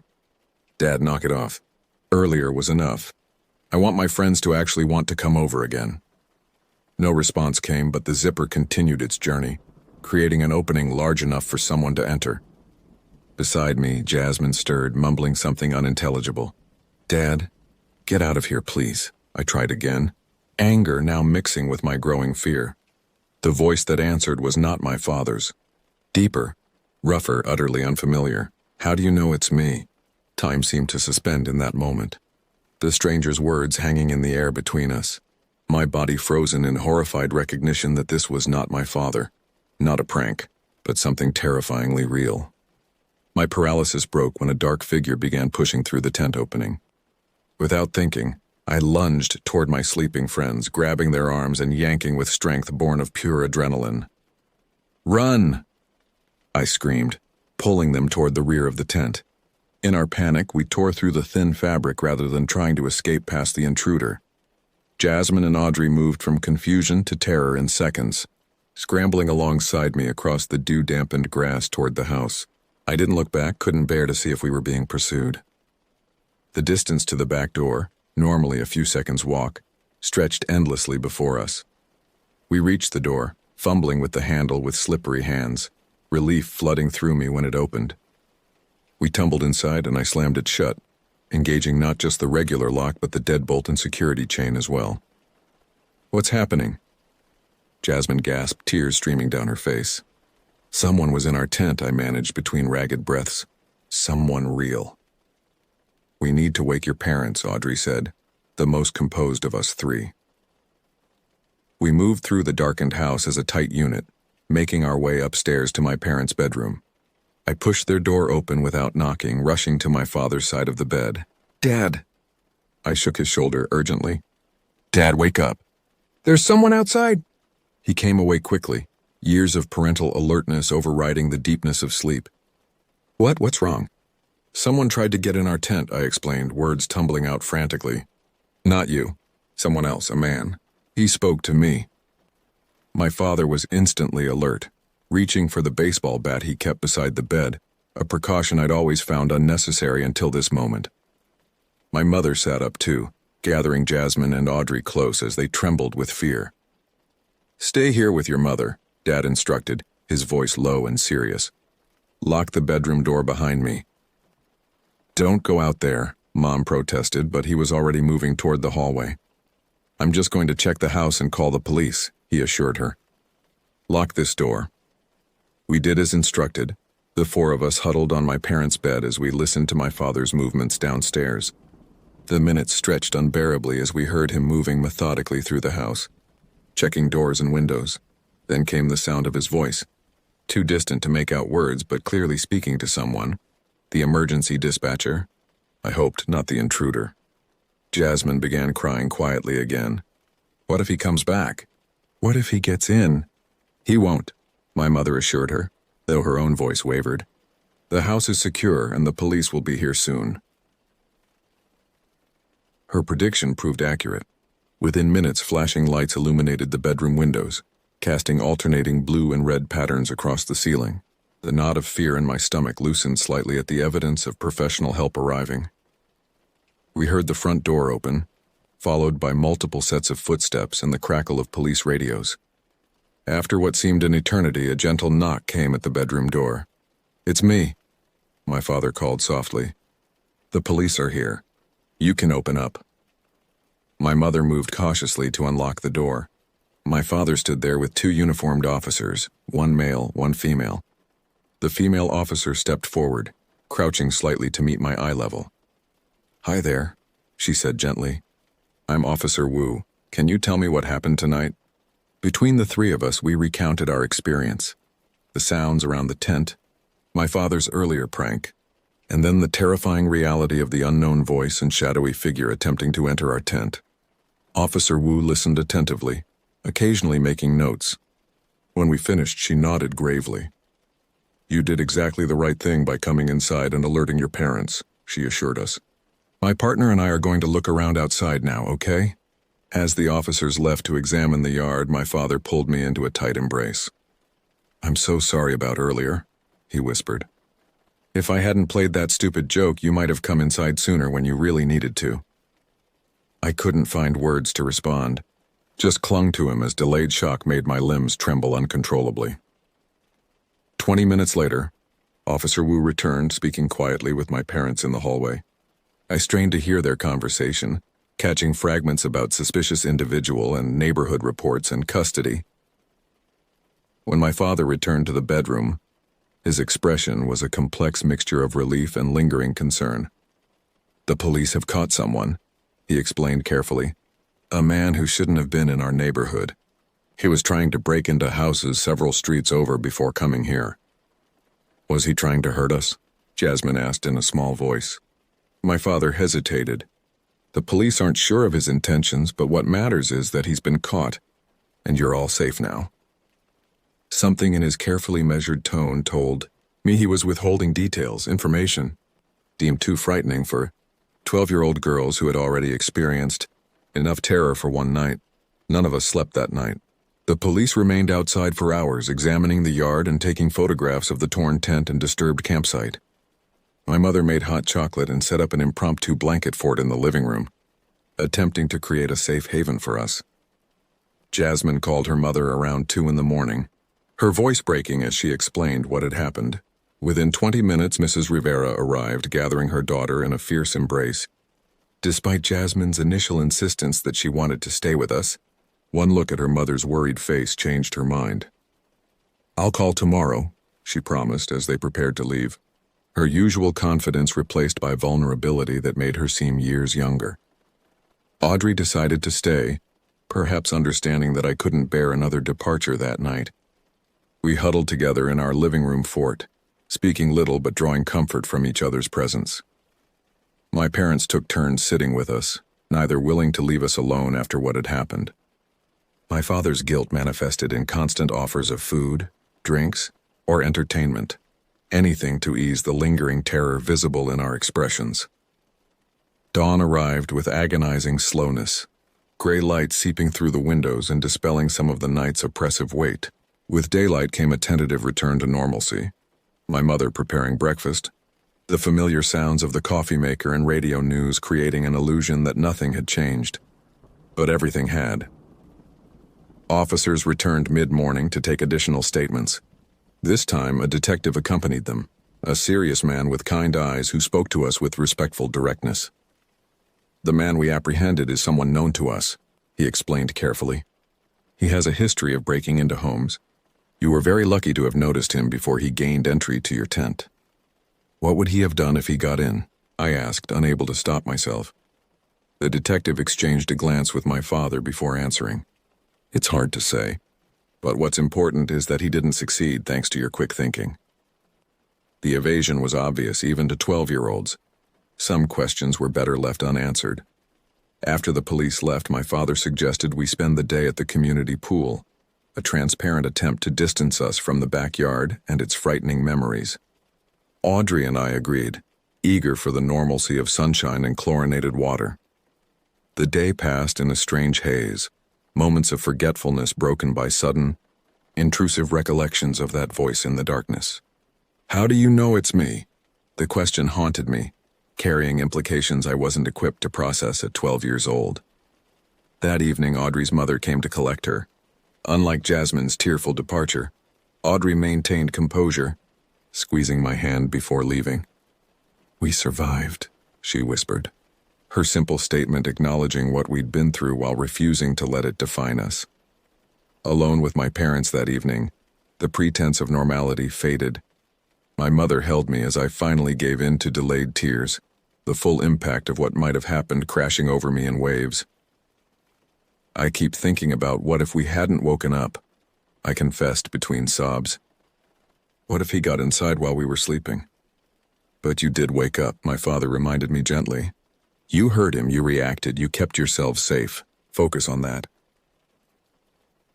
His words offered little comfort against the persistent fear that now colored my perception of the world. A boundary had been crossed. The realization that safety was an illusion, that locks could be broken, tents could be entered, security could be violated by someone with harmful intentions. That night I couldn't bear to sleep in my bedroom. The windows, though securely locked, seemed like gaping vulnerabilities. I made a nest of blankets on my parents' floor, needing their proximity to find any rest at all. Even then, sleep brought no escape. My dreams filled with faceless intruders and desperate flights toward safety that remained perpetually out of reach. The days that followed moved at an unnatural pace, sometimes dragging unbearably, other times rushing past in a blur. My parents tried to maintain routines, believing structure would help restore my sense of security. In some ways, they were right. Familiar activities provided temporary anchors against the constant undercurrent of anxiety that had become my new normal. The police returned twice more, first to show us photographs of items recovered from the intruder, asking if we recognized a small collection of objects presumably stolen from other homes. We didn't. The second visit brought news that the man had been formally charged with multiple counts of breaking and entering, attempted burglary and trespassing. He'll be in custody for quite some time, Officer Wu assured us, perhaps noticing how I flinched at every unexpected sound, how I checked and rechecked door locks with obsessive thoroughness. My parents arranged counseling sessions, weekly appointments with a kind woman who specialized in childhood trauma. Dr. Bennett helped me articulate fears I couldn't express to my parents, the persistent feeling of being watched, the inability to feel safe in spaces that had once been comfortable, the shame of being so deeply affected by something that could have been worse. There's no hierarchy of trauma, she explained gently. Your experience was genuinely threatening, and your body and mind are responding accordingly. Jasmine and Audrey processed the experience differently. Jasmine channeled her fear into hypervigilance, researching home security systems and self-defense techniques with intense focus. Audrey became quieter, more introspective, writing lengthy entries in a journal she carried everywhere. Our friendship remained intact, but altered, bonded by shared experience yet individually changed by it. We rarely spoke directly about that night, but it remained present in our interactions, an invisible fourth participant in our conversations. School began in September, offering a welcome distraction. The routine of classes and homework provided structure, while the social environment forced a semblance of normalcy. I never shared the full story with other classmates, though rumors circulated, distorted versions that transformed the incident into something either more dramatic or less significant than the reality. Nights remained difficult. Sleep became a negotiation rather than a natural process, a careful balance of nightlights, partially open doors, and scheduled check-ins from my parents. Every unexplained sound triggered the same visceral response: racing heart, constricted breathing, the immediate impulse to hide or flee. My parents renovated the backyard that fall, removing the damaged tent platform and installing motion-activated security lights. They replaced the wooden fence with a taller one featuring a locked gate. The changes were practical but also symbolic, acknowledging that our perception of safety had fundamentally changed. 6 weeks after the incident, I tried sleeping in my own room again. I lasted until 3 a.m. before retreating to my parents' floor, frustrated by my inability to overcome the fear. Dr. Bennett assured me this was normal, that healing wasn't linear, that small steps backward often preceded larger steps forward. She was right. By mid-October, I could sleep in my room with the door open. By Thanksgiving, I managed full nights alone, though still with a nightlight and my father's stringent security checks before bedtime. The intruder's court date arrived in December. My parents debated whether I should attend, ultimately deciding against it. Instead, the prosecutor visited our home, explaining the proceedings and the expected outcome in terms I could understand. "Your testimony was very helpful," she told me, "but you don't need to see him again. The evidence is overwhelming, and he's likely to accept a plea agreement." The knowledge that he would remain incarcerated for years provided some relief, though I understood on some level that my fear had transcended the specific threat he posed. It had transformed into something more abstract, a fundamental recognition of vulnerability that would never entirely disappear. Christmas approached with its familiar rituals, offering comfort through tradition. Jasmine, Audrey, and I exchanged gifts at school, our friendship having weathered the strain of shared trauma. When Audrey suggested a sleepover at her house, I surprised myself by agreeing, though we all understood it would be an indoor affair. Some boundaries couldn't yet be recrossed. The sleepover was both ordinary and significant, a reclamation of adolescent normalcy against the backdrop of what we'd experienced. We watched movies, painted nails, and gossiped about classmates. When night fell, we arranged our sleeping bags in Audrey's living room, the overhead light remaining on until morning by unspoken agreement. It wasn't perfect. I woke twice from nightmares, heart pounding until I reoriented myself to safety, but I remained, refusing to call my parents, recognizing this small victory for what it was, a step toward recovery. Winter melted into spring, and with the changing season came gradual healing. The nightmares decreased in frequency, though they never disappeared entirely. I became adept at self-soothing techniques learned in therapy, controlled breathing, grounding exercises, cognitive reframing of intrusive thoughts. My parents watched me closely, celebrating progress while remaining vigilant for signs of regression. They never pushed me to get over it or move on, understanding that recovery followed its own timeline. Their patience became a foundation I could build upon, allowing me to process fear without shame. Jasmine, Audrey, and I remained connected by our shared experience, though we rarely discussed it directly. Instead, it manifested in small gestures, Jasmine texting to confirm I'd arrived home safely, Audrey sensing when memories surfaced and creating gentle distractions. The one-year anniversary of the incident arrived with unexpected emotional intensity. The date itself held no significance for anyone else, but my body remembered. Sleep eluded me, anxiety tightened my chest, memories intruded with vivid clarity. Dr. Bennett had prepared me for this possibility, explaining how trauma anniversaries often triggered physiological responses even when consciously forgotten. Rather than fighting these reactions, I acknowledged them. My parents and I spent that evening together, not directly addressing the anniversary, but creating a safe space where my fluctuating emotions could exist without judgment. By the 15-month mark, I could discuss the experience without the physical symptoms of panic, increased heart rate, shallow breathing, the sensation of impending danger. I still avoided certain triggers, camping obviously, but also the specific sound of zippers being slowly opened, the smell of canvas, the particular quality of darkness that exists only in enclosed outdoor spaces at night. 2 years after the incident, when I was 14, my father suggested a family camping trip to a state park. The invitation was presented without pressure, his tone carefully neutral. "We could get one of those large cabin tents with multiple rooms," he offered. "Or we could just do a day trip if that feels better." I considered it a deliberate exercise in confronting the lingering fear. After much thought, I agreed to a compromise. We would visit the campground during daylight hours, bringing lunch and hiking gear, but return home before dark. It wasn't complete recovery, but it represented significant progress. That summer excursion became a milestone in my healing journey. Standing among trees with sunlight filtering through leaves, I experienced moments of pure enjoyment unclouded by anxiety. The outdoors slowly reclaimed its potential for pleasure rather than threat. High school began that fall, bringing new friends who knew nothing of what had happened. This provided freedom, the ability to define myself beyond the narrative of victimhood or survival. I joined the yearbook committee, discovered an aptitude for photography, developed relationships unburdened by shared trauma. Audrey, Jasmine, and I remained close, though our individual paths began to diverge naturally with new interests and social circles.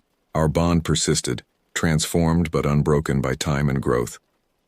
On my 16th birthday, Audrey gave me a dream catcher from my bedroom window. a symbolic guardian against nightmares that still occasionally visited. The gift acknowledged both how far I'd come and the reality that some experiences reshape us permanently. I never returned to the carefree relationship with safety I'd had before that night. Locks were always checked twice, unknown sounds investigated rather than ignored, strangers' intentions questioned rather than assumed benign. But these precautions became habits rather than symptoms, integrated into my life without controlling it.